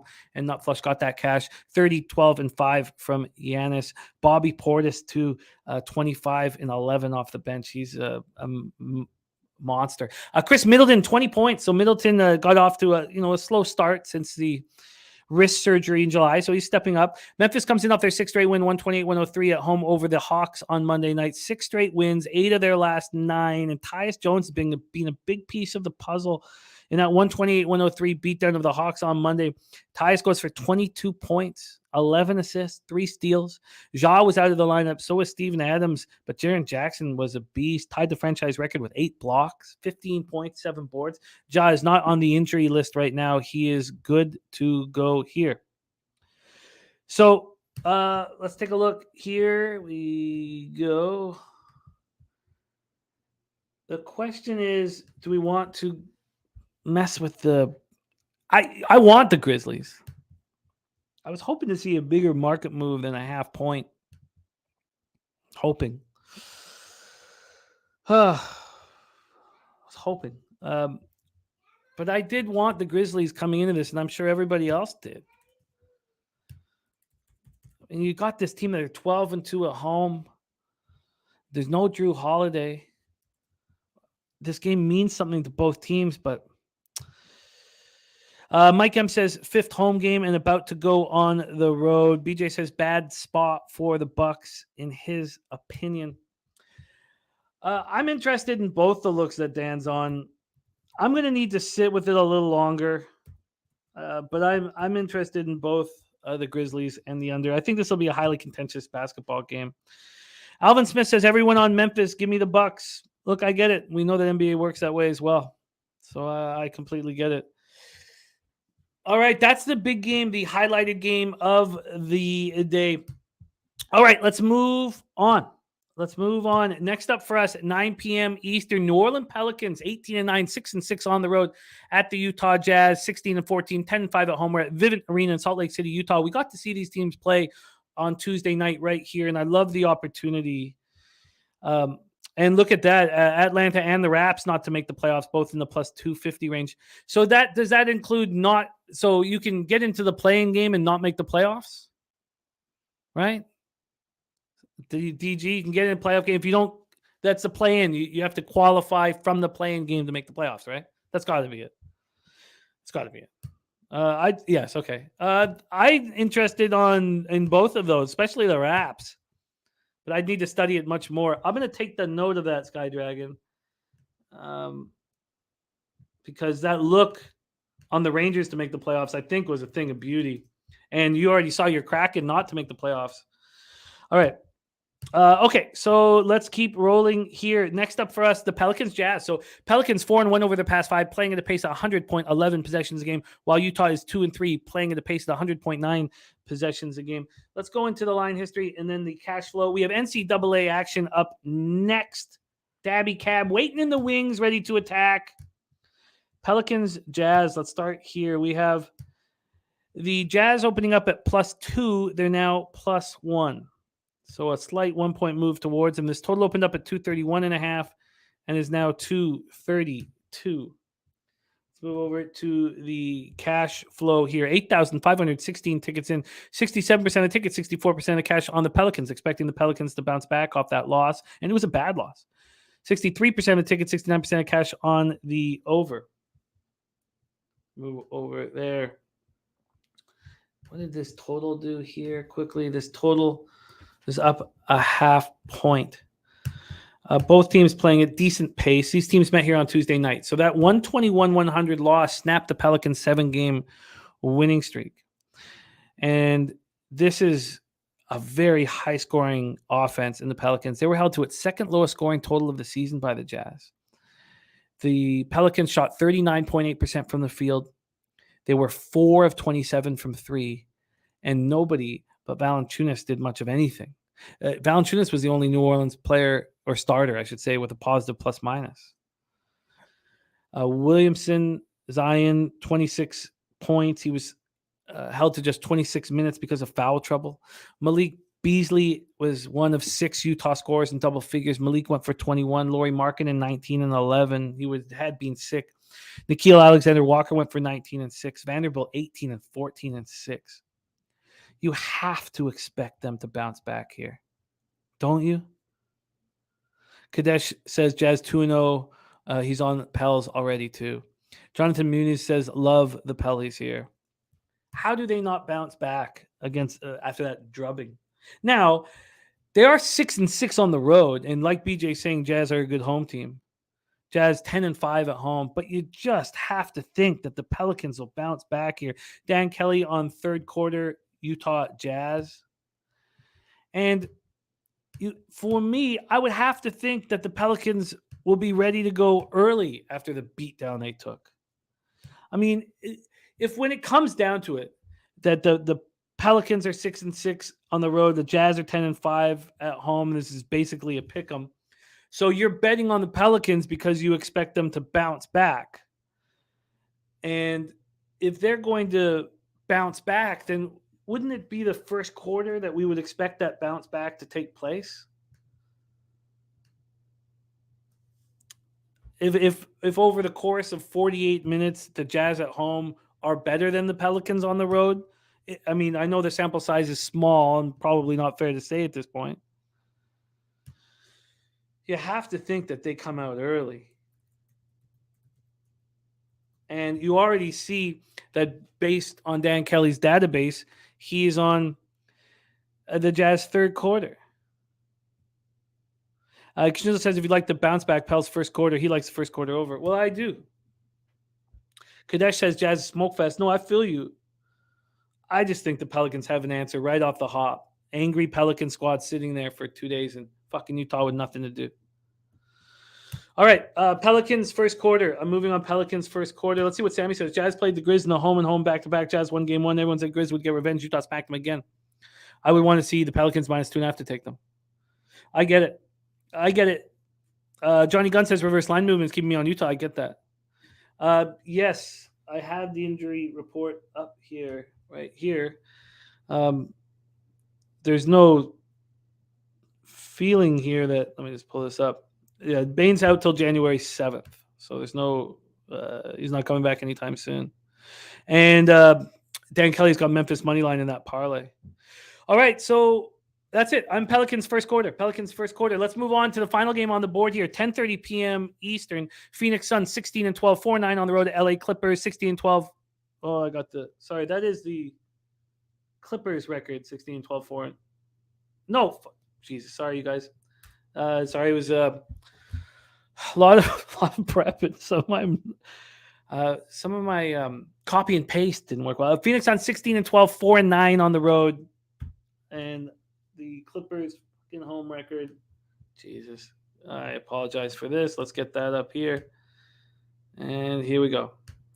The Clippers home record is fucking show 9-6 at home. They're 17-13, 9-6 at home. And injuries have clouded this up. A lot of injuries. Phoenix also has lost 5 straight games, playing at the pace of 99.72 possessions a game. There's our guy, Rez Mob. Got to feel good waiting to take off to Miami. Clippers 3-2, playing at the pace of 97.37 possessions a game. Let's take a look at the line history here in Suns Clippers. Here we go. The Suns opening up at plus 2.5. They're now at plus 2. The total opened up at 219. It's now at 217.5. And cash-wise here, you have 58% of tickets and 60% of cash on the Phoenix Suns. 58% of tickets on the over. We don't have a cash line yet. Suns come in off that 5th straight loss, 111-97 at Houston on Tuesday night. Devin Booker's missed consecutive games with a tight left hamstring. Cameron Johnson out with a knee injury. Ayton out with an ankle injury. He got hurt in the first half of that game, and Cameron Payne went out with a foot injury. So it was all Mikal Bridges to do everything. And it didn't look good having him do everything. They shot 32% from the field. Mikal Bridges went 4 of 24 from the field, 2 of 10 from 3. It was ugly. Phoenix shot 25.5% from 3, and they were out-rebounded 67-44. Booker and Ayton are both listed as questionable. Payne will miss the game. The Clippers are on the second half of a back-to-back after winning their 3rd straight game, 99-88 at home over Minnesota last night. They shot 26.5% in the first half. I should have just taken the Timberwolves in the first half. Don't fucking trust them over 48 minutes. Clippers shot 52.5% in the second half. Paul George, triple-double, 17, 11, and 11. Kawhi went for 19. And they were playing without Norman Powell, John Wall, and Ivan Zubac didn't play in the second half because of a knee injury. Dan Kelly says Clippers second half back-to-back in 6 games in 9 days. And Sammy Comer says Clippers here, but Kawhi will sit, so we'll get a better line. Jarek White saying Phoenix money line Kawhi sitting tonight. I don't know how you could. What's the story on Booker? Is Booker going to come back and help here? Let's just see the last note on Booker. I guess we got to wait until we get more injury information here. Still questionable. I need to know. I need more information on this game if I can. It's very difficult to Scorecast. If you don't know what the hell is going on, Bo Jackson laughing at people betting, betting on the Suns. Lee Davis says game time decision. Kadesh says small ball clips are lethal. Andrew G says backwoods. So I'm going to need more information on the injury situation here. I know I will be on the Rockets and the under. I'm going to put more time in Grizzlies in the under, but I'm very interested. And I will be on the Pelicans first quarter. That will be my action. And there we go. Okay. All right. We're going to move on to college basketball. And we are coming in nice. Both Dabby Cab and I had 2 and 1 days, and we weren't on the same games. We were both on Wake Forest, sadly. That was the only bet we were both on. That was both of our losers. I was on UAB first half -9 that cashed, and Long Beach State +12 that cashed. Dabby was on Florida first half -7.5 that cashed, and I was going to be on it, but I felt like the Sharps were on the other side, and that was just a slam dunk. And Dabby Cab was on UCLA first half +1 at -112, and that kept me off the Terps, and that saved me $150.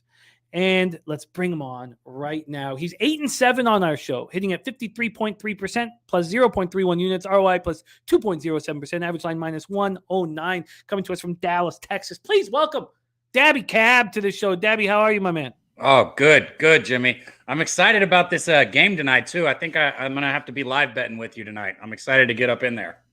Yeah, it's going to be fun. Niners, Seahawks, a little NFC West battle. I have the futures on the Niners, so the division is important to me, and this will pretty much clinch it.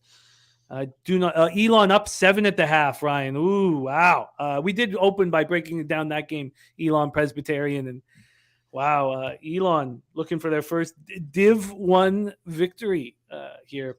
That's wild. Good thing that that was stay away. Is that trending to the over, Ryan? Because I'd be very curious about that. Dabby, your call on UCLA was a thing of beauty yesterday. I know a lot of people who cashed on it, and I know a lot of people who got off Maryland, like myself, because of it.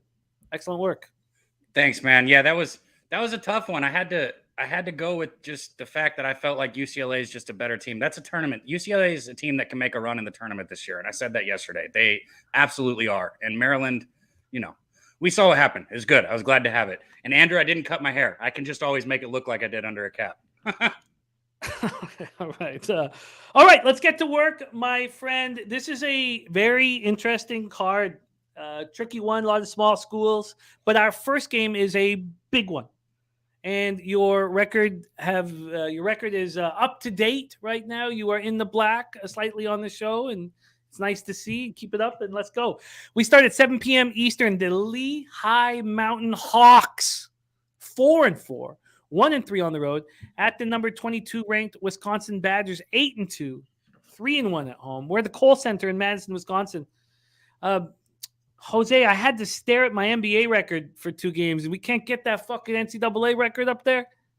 Come on, man.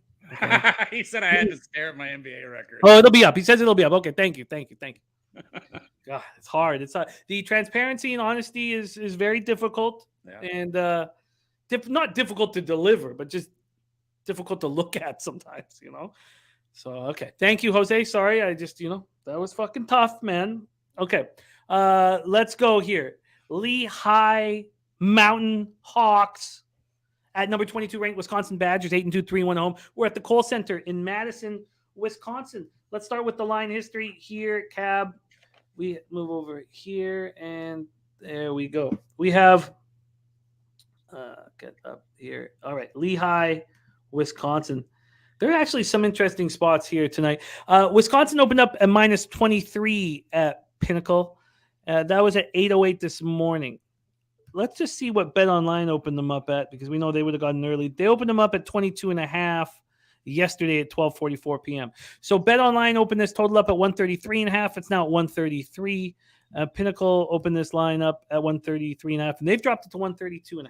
So that's the situation there market-wise. Let's take a look at the cash flow for this one. We have enough action on all of these games. We have over 1,500 tickets on all of these games, so we are good to go. 1,774 tickets here on this one. Lehigh has 47% of the tickets and 95% of the cash. Wow. 83% of tickets and 93% of cash on the under. Wow, that's fascinating. Lehigh hasn't played in 12 days. They were last seen in an 88-62 loss at home to UMBC as 2-point favorites back on December 3rd. They were out-rebounded 42-22 in that game. Wisconsin comes off its third straight win, and it was a big one. I don't know why I don't. Let me just move over here quick. Iowa. They beat Iowa in overtime. It was a good game. Yeah, I didn't have the team, but I remember it was a big win. 78-75 in overtime as 4-point dogs. That was very, very impressive. So if the market here is saying that all these bets have come in on Lehigh, they're saying that Wisconsin comes in sloppy, or are they saying that Wisconsin pulls everybody in the second half and Lehigh backdoor covers? Take it away, Cabby. Lehigh Mountain Hawks, Wisconsin Badgers. Yeah, so you said it. That last game for Wisconsin, big win against Iowa in overtime.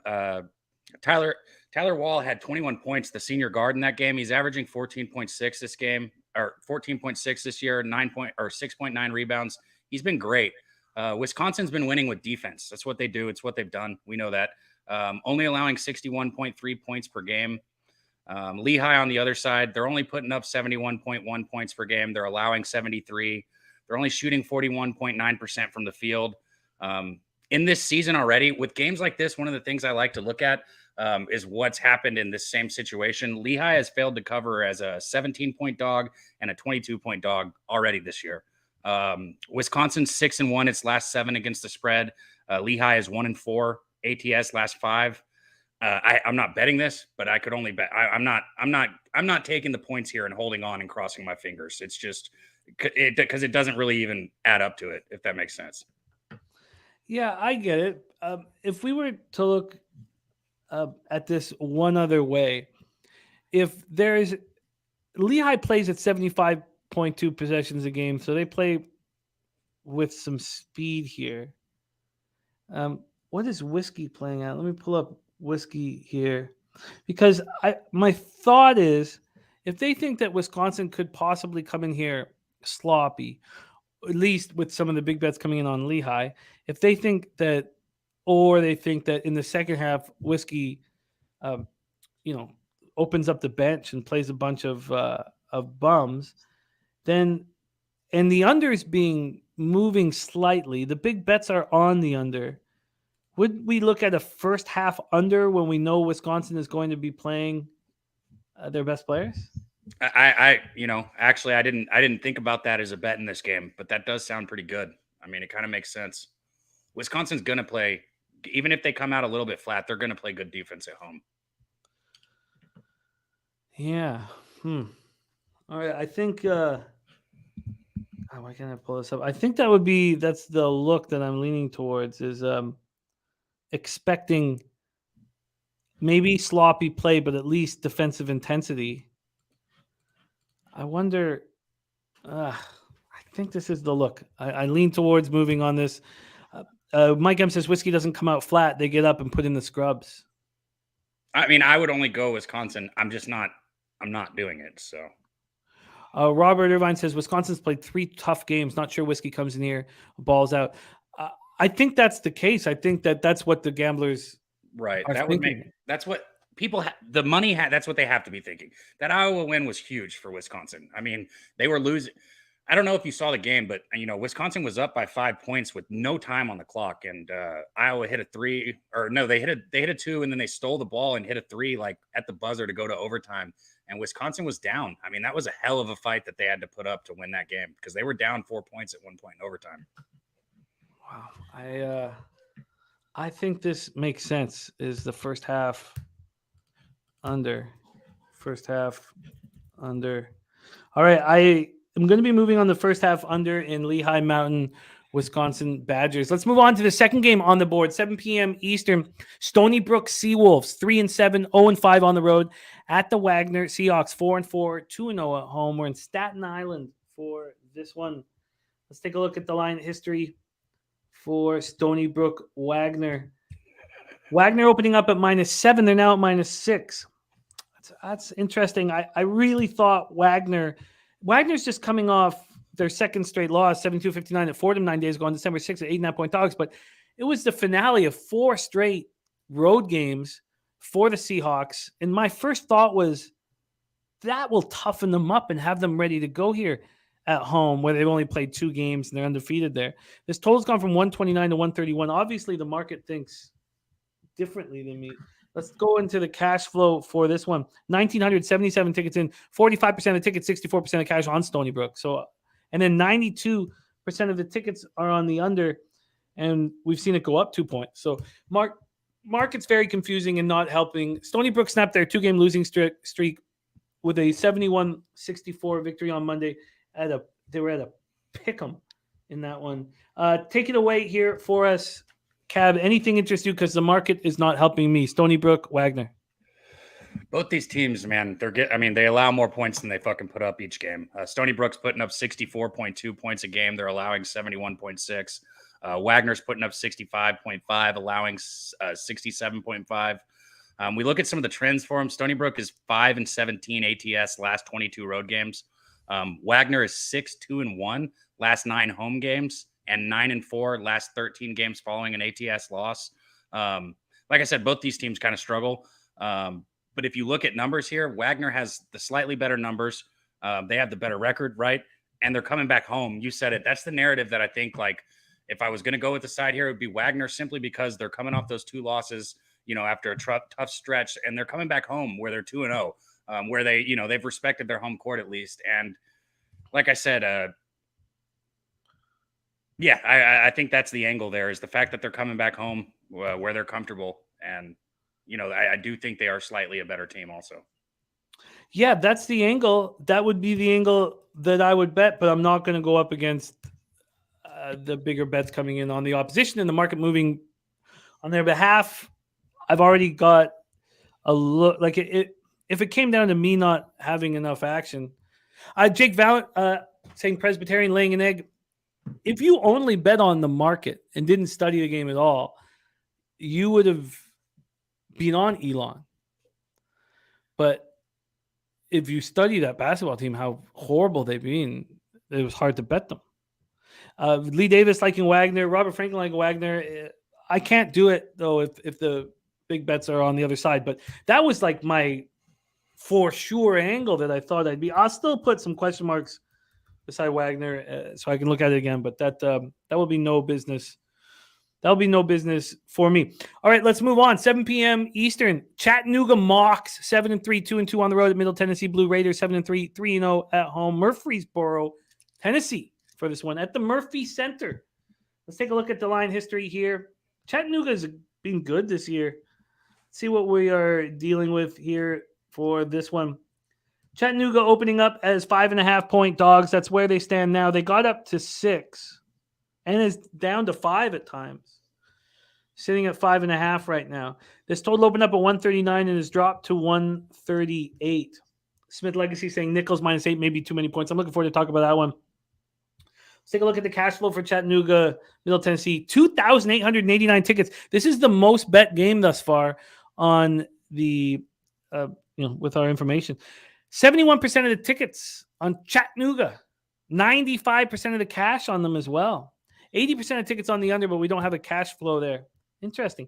Chattanooga comes off its 5th straight win, 97-47 victory at home on Saturday, but versus Div 2 Johnson University. But the other 4 victories on the winning streak were against Div 1 schools. It's not like their other wins came against fucking Our Lady of the Lake. Middle Tennessee comes in off its 2nd straight win, 85-75 at Belmont on Saturday in overtime as 1-point dogs. Smith Legacy says Chattanooga shot on the money line. I'm interested here. Middle Tennessee's look good at home. They only played 3 games at home. Take it away for us, Dabby Cab. You have any thoughts here? Chattanooga, Middle Tennessee. Both these teams have looked good. Chattanooga, their center, their senior center, Jake Stevens, has been outstanding.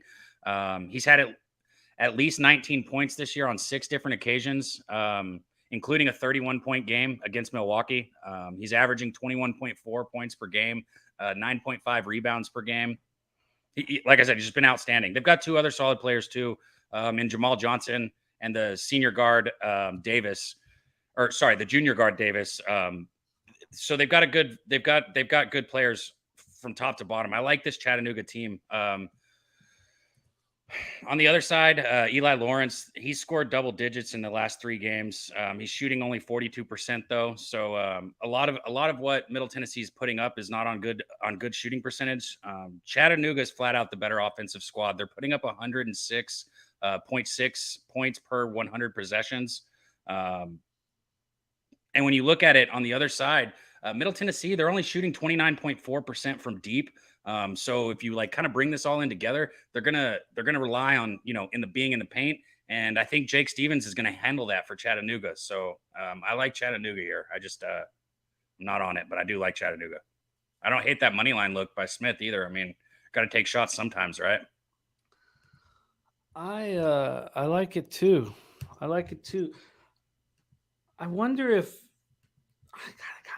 it's a first half look. I wonder if, as the game goes on, Middle Tennessee at home sort of starts to take over. Let's just take a look at Middle Tennessee's home games and what they've done. They've played 3 of them, legit home games. But look, I mean, Montana State, they win by 1. It's hard to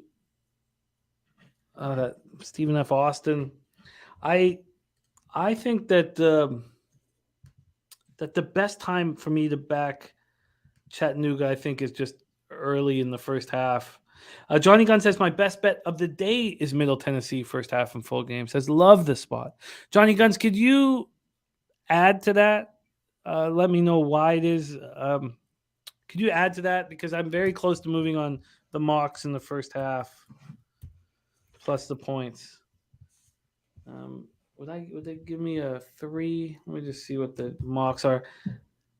Move over here. If you could let me know, Johnny Guns, I'm very close to moving on that 3 first half.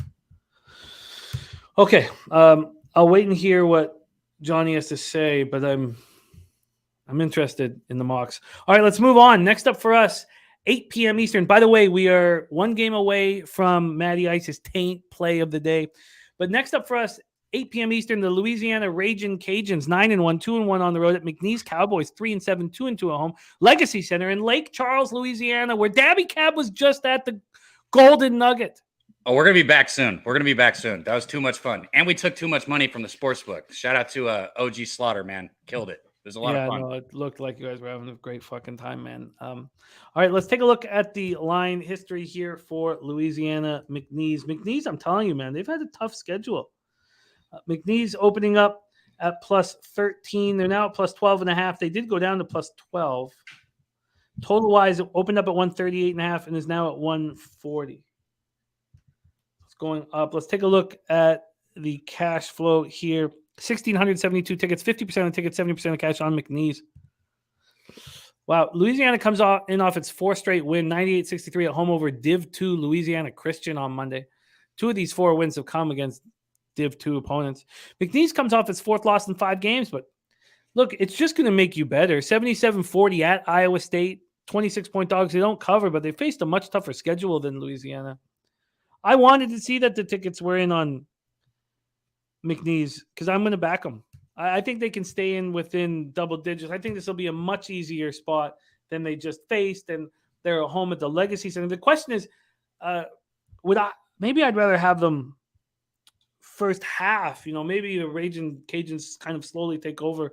Let's hear what Dabby Cab has to say. Take it away, Louisiana McNeese. So, and numbers can be inflated, especially early in the season because of, all the different games. But the Ragin' Cajuns, they're putting up 85.1 points per game. They're allowing 69.7. Right now, they've got the 13th ranked offense in college basketball. Jordan Brown has been outstanding. He's averaging 19.6 per game. He's shooting 58.8% from the field, which is outrageous. On the other side, McNeese is only 3-7, but they're 5-4 against the spread. So like you said, they're playing just better schools and they're playing good games. So they are covering spreads. So there is that. They're only allowing 72.9 per game, which isn't bad, but they're only putting up 63.8. That's what scares me. Their top player, Trey English, he's averaging only 10.9 points per game, shooting 43%. So maybe if you're going to bet this, and But maybe that first half would be the look, because maybe ULL does pull away at this game later on. Because I think McNeese is going to struggle to put up the points that ULL is going to put up in this game. But maybe early they keep it close. So I'm going to follow through with that. I'm going to be on McNeese Cowboys first half. McNeese Cowboys first half. And Johnny Gunn's giving a legit answer. Says he prefers Middle Tennessee at home over Chattanooga on the road. This is a rivalry game. He says, I like Middle Tennessee's defense. He says, also, all the bets and money on Chattanooga, barely response from the books. And good answer. Going back to that with Chattanooga, 72% of tickets and 95% of cash. You're right. What was the response from the books again? Was it just a half-point move? Let's go back here for a second. I think it was a half point from 6 to 5.5, maybe. Yeah. I mean, it first went down to 5, so that the initial thought was that Chattanooga was live, and then it went up to 6, and now it's just that's a very valid answer. What did Bet Online open this at? Bet Online opened this at 5.5, which is where it is now. That's a very valid answer, and it looks like I'm going to have enough action. Jarek White saying, "Oh, what about the under 139?" Yeah, I like the under in this one too. I mean, like I said, I don't think especially that also correlates with if you like McNeese, I like I would lean under to go with them because if ULL covers the spread, they're going to run away. They're going to put up 80 points. So and Lee Davis said Middle Tennessee defense will be the second best that Chattanooga faced. This is why it works. What our show is, I'm taking off Chattanooga just like I took off Maryland last night. And remember, it's not if Maryland had have won or cover or whatever last night, it wouldn't matter. It's not about one game. It's about all the times that you get off a play or get on a play and then are you hitting 55% or higher when that happens? So. Smith Legacy says a rivalry game getting 5 to 6 points. Take the dog. No, I think that the reasoning behind Middle Tennessee, their strength defensively, and all the look, because what we have now, and we know that this can change, but there's 2,991 tickets in here, so there's some sample size, is a public dog. That's what we have now. So I'm pulling Chattanooga, using McNeese first half, and I get that you, if you like McNeese, you could take the under. I'm just going to focus on McNeese feeling much better not being playing Iowa State on the road. So I just want to, and since some people still haven't bet it too, with that Chattanooga game, the main thing that pushes me towards Chattanooga in that game, and I'm not on it, so my money's not where my mouth is simply the fact that Jake Stevens, their senior center, has been outstanding. So I think they control the paint in this game. And on the other side, only hitting 29.4% from deep. It's like, I mean, it doesn't match up. So that means they're going to have to outplay Jake Stevens down low, which is going to be a tough fucking task. Yeah, I hear you. I hear you. I'm gonna cut it off of my action here. I think I'm gonna have enough action today in college basketball. Very quickly to answer Troy Torrance says, I think it's interesting to hear literally everybody on the Seahawks. Is it really sharp at this point? One thing that you always have to remember about this show and the people in the chat is they're not the public. So there's 91,809 tickets in on this Niners Seahawks game, and 63% of the tickets are on the Niners. So just because you hear everybody here in the chat on the Seahawks, and not everybody, there was some, some people on the Niners, but just keep that in mind because it's an important thing to mention that this chat is not the public. So 63% of the tickets are on the Niners. The Niners are a public bet right now. It's just that the big bets have come in on the Seahawks. All right, so let's roll on. McNeese first half for me, and I'm taking Chattanooga off. All right, next up for us. Maybe this will pique your interest.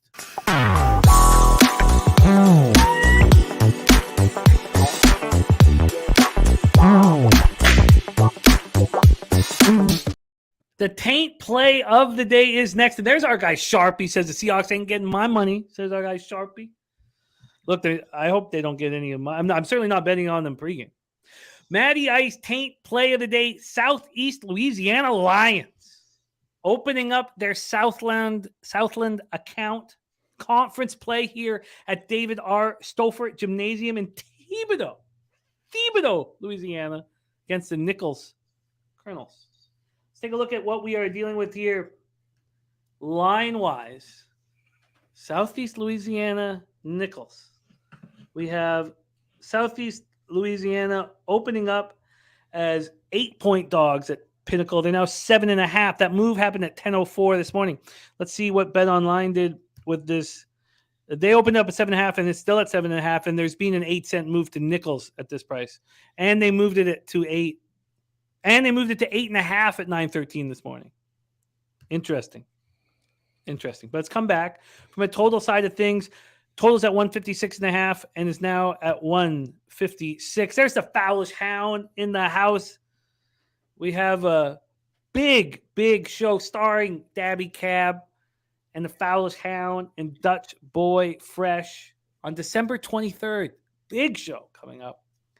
But right now we're talking Southland basketball. Let's take a look at this. Southeast Louisiana has been off for 8 days. We last saw them defeat Div 3 Belhaven College at home 107-71. Not even the Div 2. Need to go all the way to Div 3. Let's take a look at the cash flow here for this one. Again, that total has gone down a half point. It actually went up as high as 157.5. So let's take a look at the cash flow here. 1,723 tickets in, 32% of the tickets, 69% of the cash on Nichols State. 50-50 on the ticket. And that never concerns Matty Ice. So only 2 of Southeast Louisiana wins have come against Div 1 schools. But they did win at Wyoming at the beginning of the year. And that's not easy. Nichols comes in off an 85-65 win over Div 2 Rust Bearcats. That's what it's come down to. Belhaven College and the fucking Rust Bearcats. Only one Div 1 win they have. Only one, Nichols. And that was against San Diego Toreros. So that wasn't the worst. Competition. Let's hear what Dabby Cab has to say about this one. Lions, Colonel, Southeast Louisiana, Nichols. Man, so I get where Matty Ice is at. Southeast Louisiana has been, just a monster against the spread. 10-3 ATS last 13 games. 6-2 ATS last 8 road games. Thing is both of these teams play fast. Both of these teams score a lot. And both of them don't play much defense. Southeastern Louisiana, they're putting up 78.7 points per game. They're allowing 75.6. Boogie Anderson has been leading them. He's doing good, averaging 11.8 points per game. As a team, they're shooting 45.6% from the field, which is great. And Nichols, their numbers line up, literally almost exactly the same. 79.1 points per game, allowing 75.7. Latrell James, he's leading them with 15.8 points per game. And their team is shooting also 45.6% from the field. So when I say the numbers line up, the numbers line up. And on that, Southeastern Louisiana they've been a monster against the spread. You can only play who's in front of you. So with 7.5 points, I get it. I completely understand why Matty Ice is on this side. So do I. But big bets have been coming the other way. And I don't understand why that is happening. I don't understand why that is happening. Nasty Nate says, when did we get so lazy that we shorten the word division? That is a good point. Another good point is our guy, Nasty Nate, his son doing a fundraiser for the basketball team, their Rhode Island basketball team, high school basketball. So I'm going to pop in the chat. If anybody can help, please do.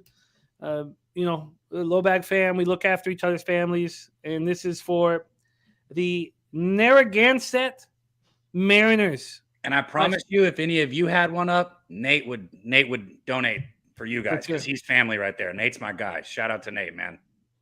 Yeah, man, for real. So there it is. There's the link. And if you could support, it would mean a ton to all of us.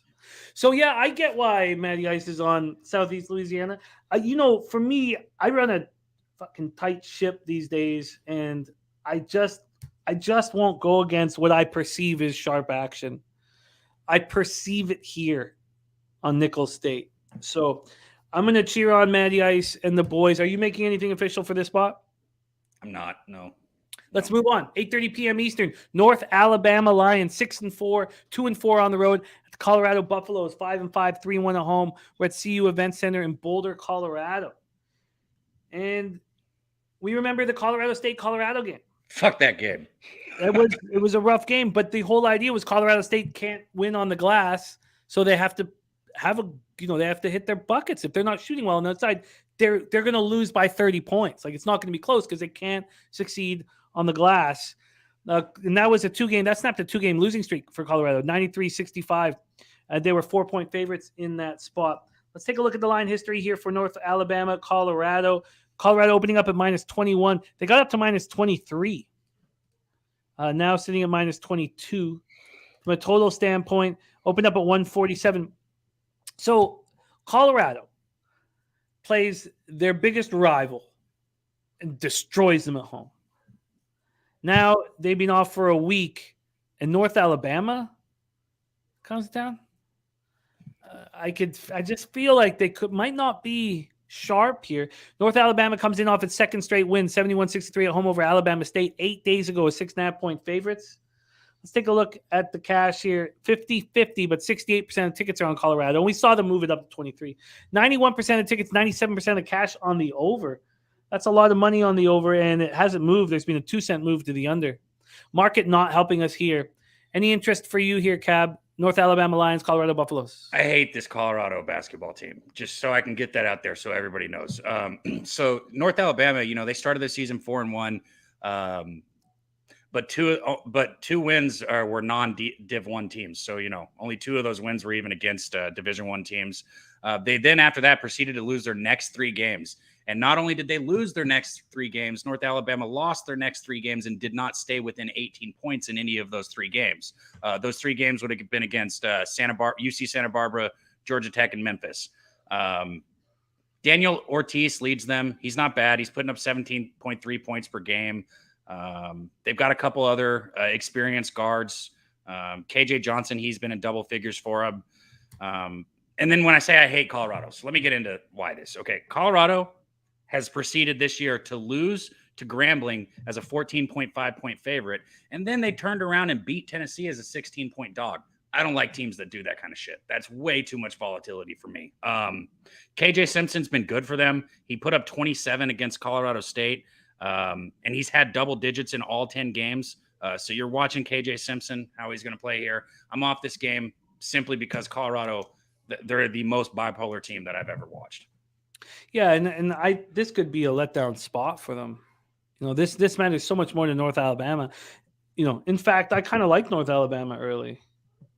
I really do. I mean, they've already lost. Colorado's already lost outright as a 14-point favorite this year. So I kind of like North Alabama early.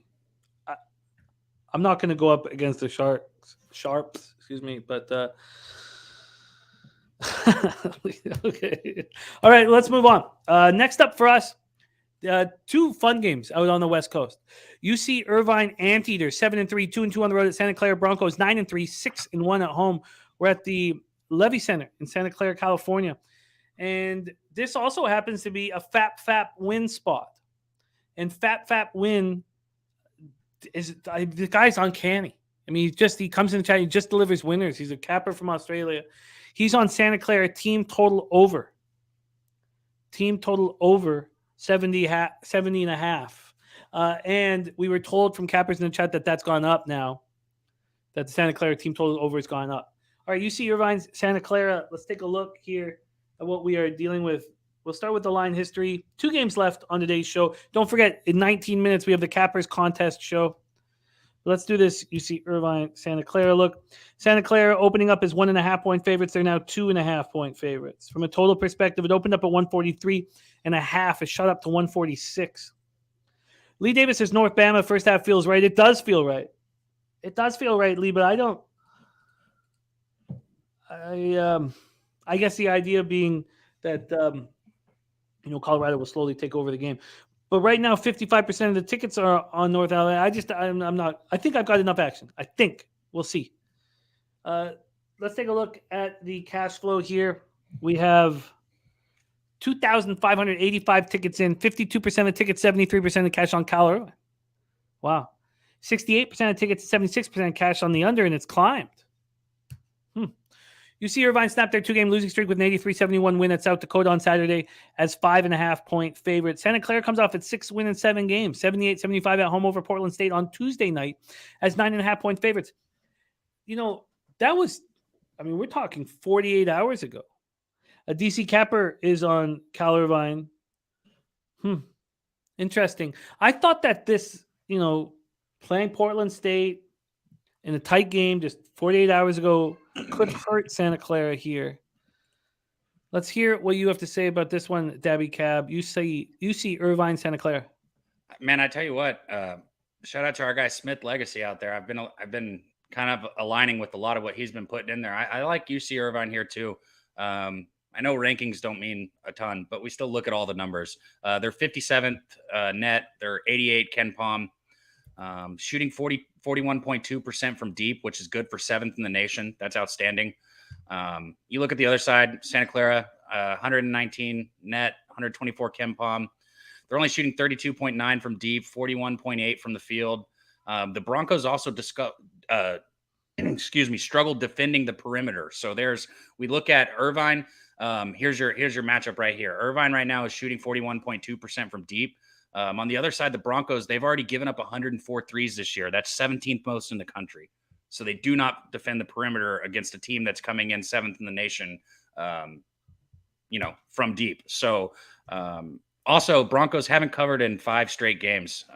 It doesn't matter home or away. They haven't covered a spread in 5 straight games. The Anteaters on the other side, they're 4-1 ATS last 5. So I like UC Irvine. This is one of those situations where and I might bet this. I will tag you if I do. It'll be on my Twitter before the game if I do, so everybody can get it. I would take UC Irvine in the first half simply because they're on the road and because at halftime it can be tied, right? So if I'm getting half a point in the first half, I'll always take that. I don't care if it's, the difference in plus 110 or minus 110. I'll take that half a point. So I like UC Irvine here. Market is confusing. It's confusing that there'd be big bets on Cal Irvine. 73% of the cash, and that it would move 1.5 points towards Santa Clara. And that movement towards Santa Clara happened all in the last hour. So that's gonna keep me off of it. But I will cheer everybody on who's on UC Irvine. Let's talk about the final game on the board. 10:30 p.m. Eastern. Seattle University Redhawks. Smith Legacy on Cal Irvine, DC Capper on Cal Irvine, Eric Jones on it. I just don't know why they're making it more appealing for us to bet it. Seattle University Redhawks, 7-1. Great start to the year. 3-1 on the road at Oregon State. Beavers 4-6, 4-1 at home at Gill Coliseum in Corvallis. Let's take a look at the line history for this one. Final game on our show today. We have Seattle opening up as 1-point dogs. They're now 1.5-point favorites. Big flip. Flip happened at 8:42 this morning. From a total perspective, it opened up at 138. It's down to 137. Lee Davis looking at Oregon State here. Let's take a look at the cash flow. 42% of the tickets and 52% of the cash on Oregon State. And Dan Kelly took Santa Clara at -1 at plus 100 at Brothrow only because of the value. Looks like we may be talking more about Brothrow as we go forward. Not going to do it quite yet, but that's where Dan Kelly is moving. Back to this spot. Looks like slightly the bigger bets are in on Oregon State. 54% of tickets, 72% cash on the over, and we've seen that drop a point. So not much help there. Seattle comes in off its second straight win, 80-78 North Dakota on Saturday, 6.5-point favorites. Oregon comes off its sixth loss in 7 games on Sunday, 72-54 at Texas A&M as 15-point dogs. Pretty ugly stuff. DC Capper says you want to win, take Seattle -1.5. Let's hear what Dabby Cab has to say about this spot. Seattle, Oregon State. Seattle, yeah, they've been great. 77.2 points per game, led by Cameron Tyson. He had 24 points last game. They're only allowing 71.2, which is, above average. Oregon State, on the other side, has been awful this year. They're only averaging 63.4 points per game. They're allowing 63.4 also, so their defense has been a little better. But when you're not putting up points, we know it slows down the game. So Seattle is playing well, like I said, and they're averaging more than 77 points per game on the road, where Oregon State is scoring less than 67 points per game at home. So at home, they're still not scoring more than 67 points per game. Oregon State doesn't rebound well. They turn the ball over. They're averaging 16 turnovers per game, which isn't going to help them here because the Red Hawks in this situation, they're averaging more than 6 steals per game. So Seattle's the only way I could bet this one. Haven't bet it either. The market flip to Seattle says a ton. I think Seattle's the right side in this one. And is this something you want to make official, or are you holding off with official plays at this point? I just have to hold off, man. It's and I hope everybody understands it's out of respect for you guys out there that I hold off. It is, it's because I genuinely don't give anything out that my money is not on. I feel you. Well, I'm going to wait on Seattle. I'm also I want to study this UC Irvine Santa Clara spot longer, cash wise. Matty Ice is on Southeast Louisiana plus 7.5 is his taint play of the day. And the two bets I am making are the first half under in Lehigh Mountain, Wisconsin, and McNeese first half. Those I'm getting to the window with. I'm not sure if I'll get in before I probably won't get it in. I have 12 minutes before the Cappers contest show. So I don't know if I'll force that in. Want to be sound and ready to go for the Cappers contest show. And I don't feel like either of the markets are going against me. So, so that is that. Dabby Cab will tweet out his college basketball action and he'll tag me and I'll retweet it. But those are the only two bets that I'm going in on. We had a you want good to prop day. real quick, Jimmy? Say what, my man? You want to prop real quick? Sure. Everybody knows that I fuck with this prop. It was plus money last game and we missed. Jordan Clarkson over 2.5 threes. It's plus 125 today. So I'm going right back at it. I'm positive on the year with it. I was positive on the year last year with it. You pick and choose your spots with it. Plus money is the place to fucking bet it. It was minus 160 just like a week and a half ago. So take that into consideration too.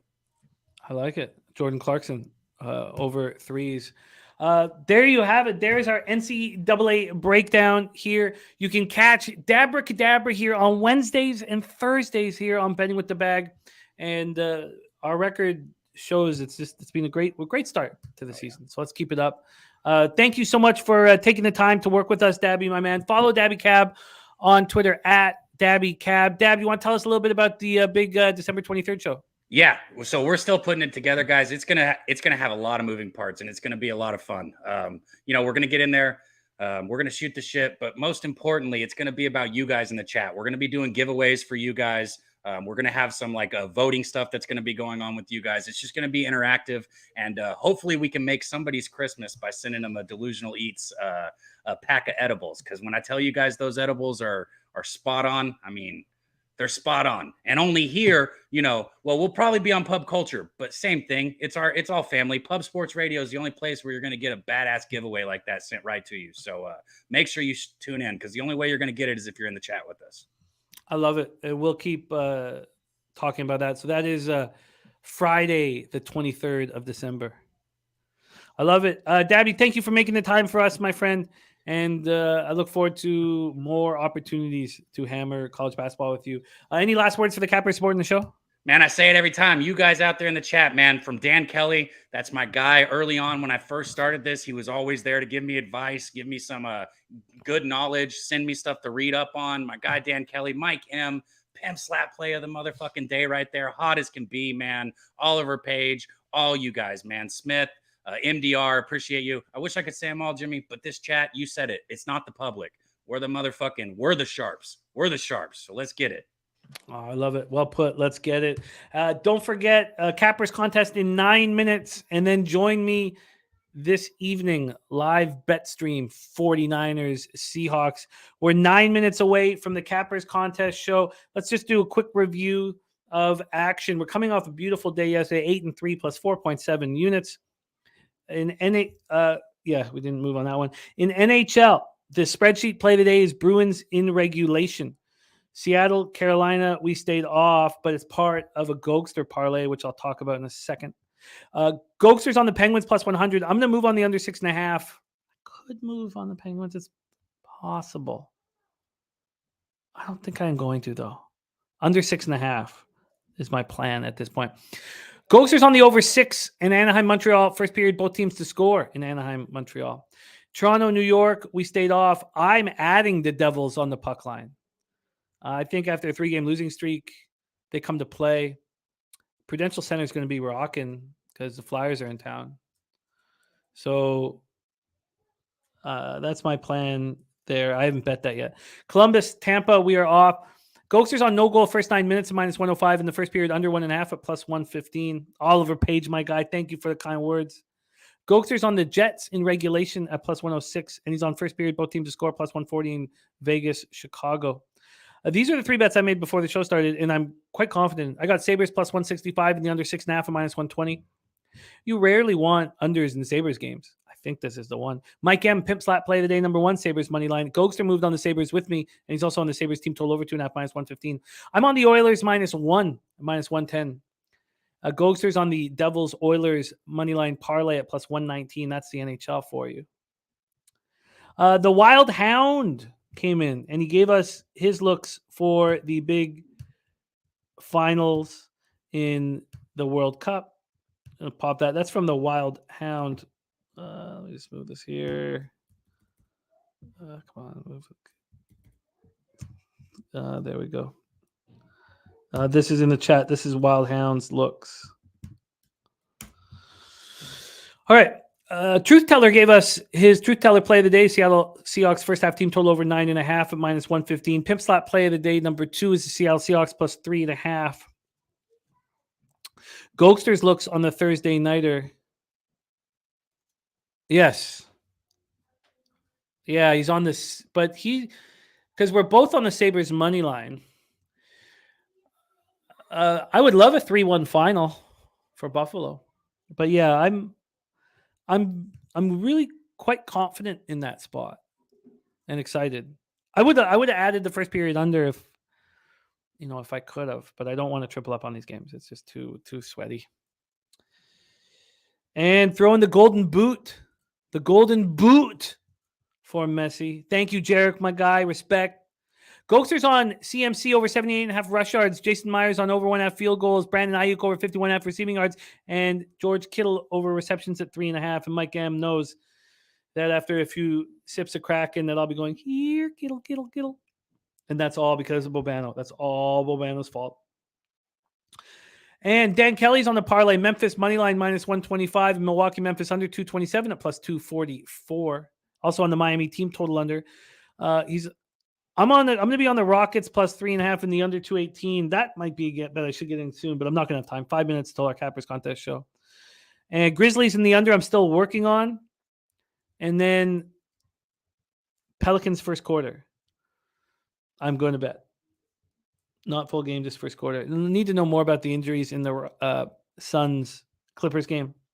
And then we just broke down our college basketball. Let's go out there and get that cash. Thank you guys so much for supporting the show. We truly have nothing without you. It means the world that you give us the support. And Presbyterian up 4 with 2 minutes to go. It's been an interesting game, DC. Kind of think. Oh, and Eddie Pinheiro for field goal system. Mike, Johnny K, Jarek White, WT, Lee Davis. Good. I want Skinner in net. I've already bet that game. I don't need to, I'm very comfortable. Very comfortable. Jay Vegas, Don Play, Oliver Page, Ryan Mueller, Real Deal Prime, Dan Kelly. Thank you guys so much for your support. Eric Jones, Joey Harb. Great group. Jake Valent. Thank you guys. Thank you all. Mackie. Okay, we have a Cappers contest popping off in 4 minutes. Let's just keep doing exactly what we're doing. Stay focused, stay in our shoes, Don't get carried away when we have an 8-3 day. Don't get carried away when we have an 8-0 week in NFL like we did last week. Just keep doing exactly what we're doing, putting in the work, and then reaping the rewards of our hard work. So let's just keep at it. Respect. Join us at the Cappers contest in 3 minutes. But most importantly, milk these motherfuckers. Leche. Elos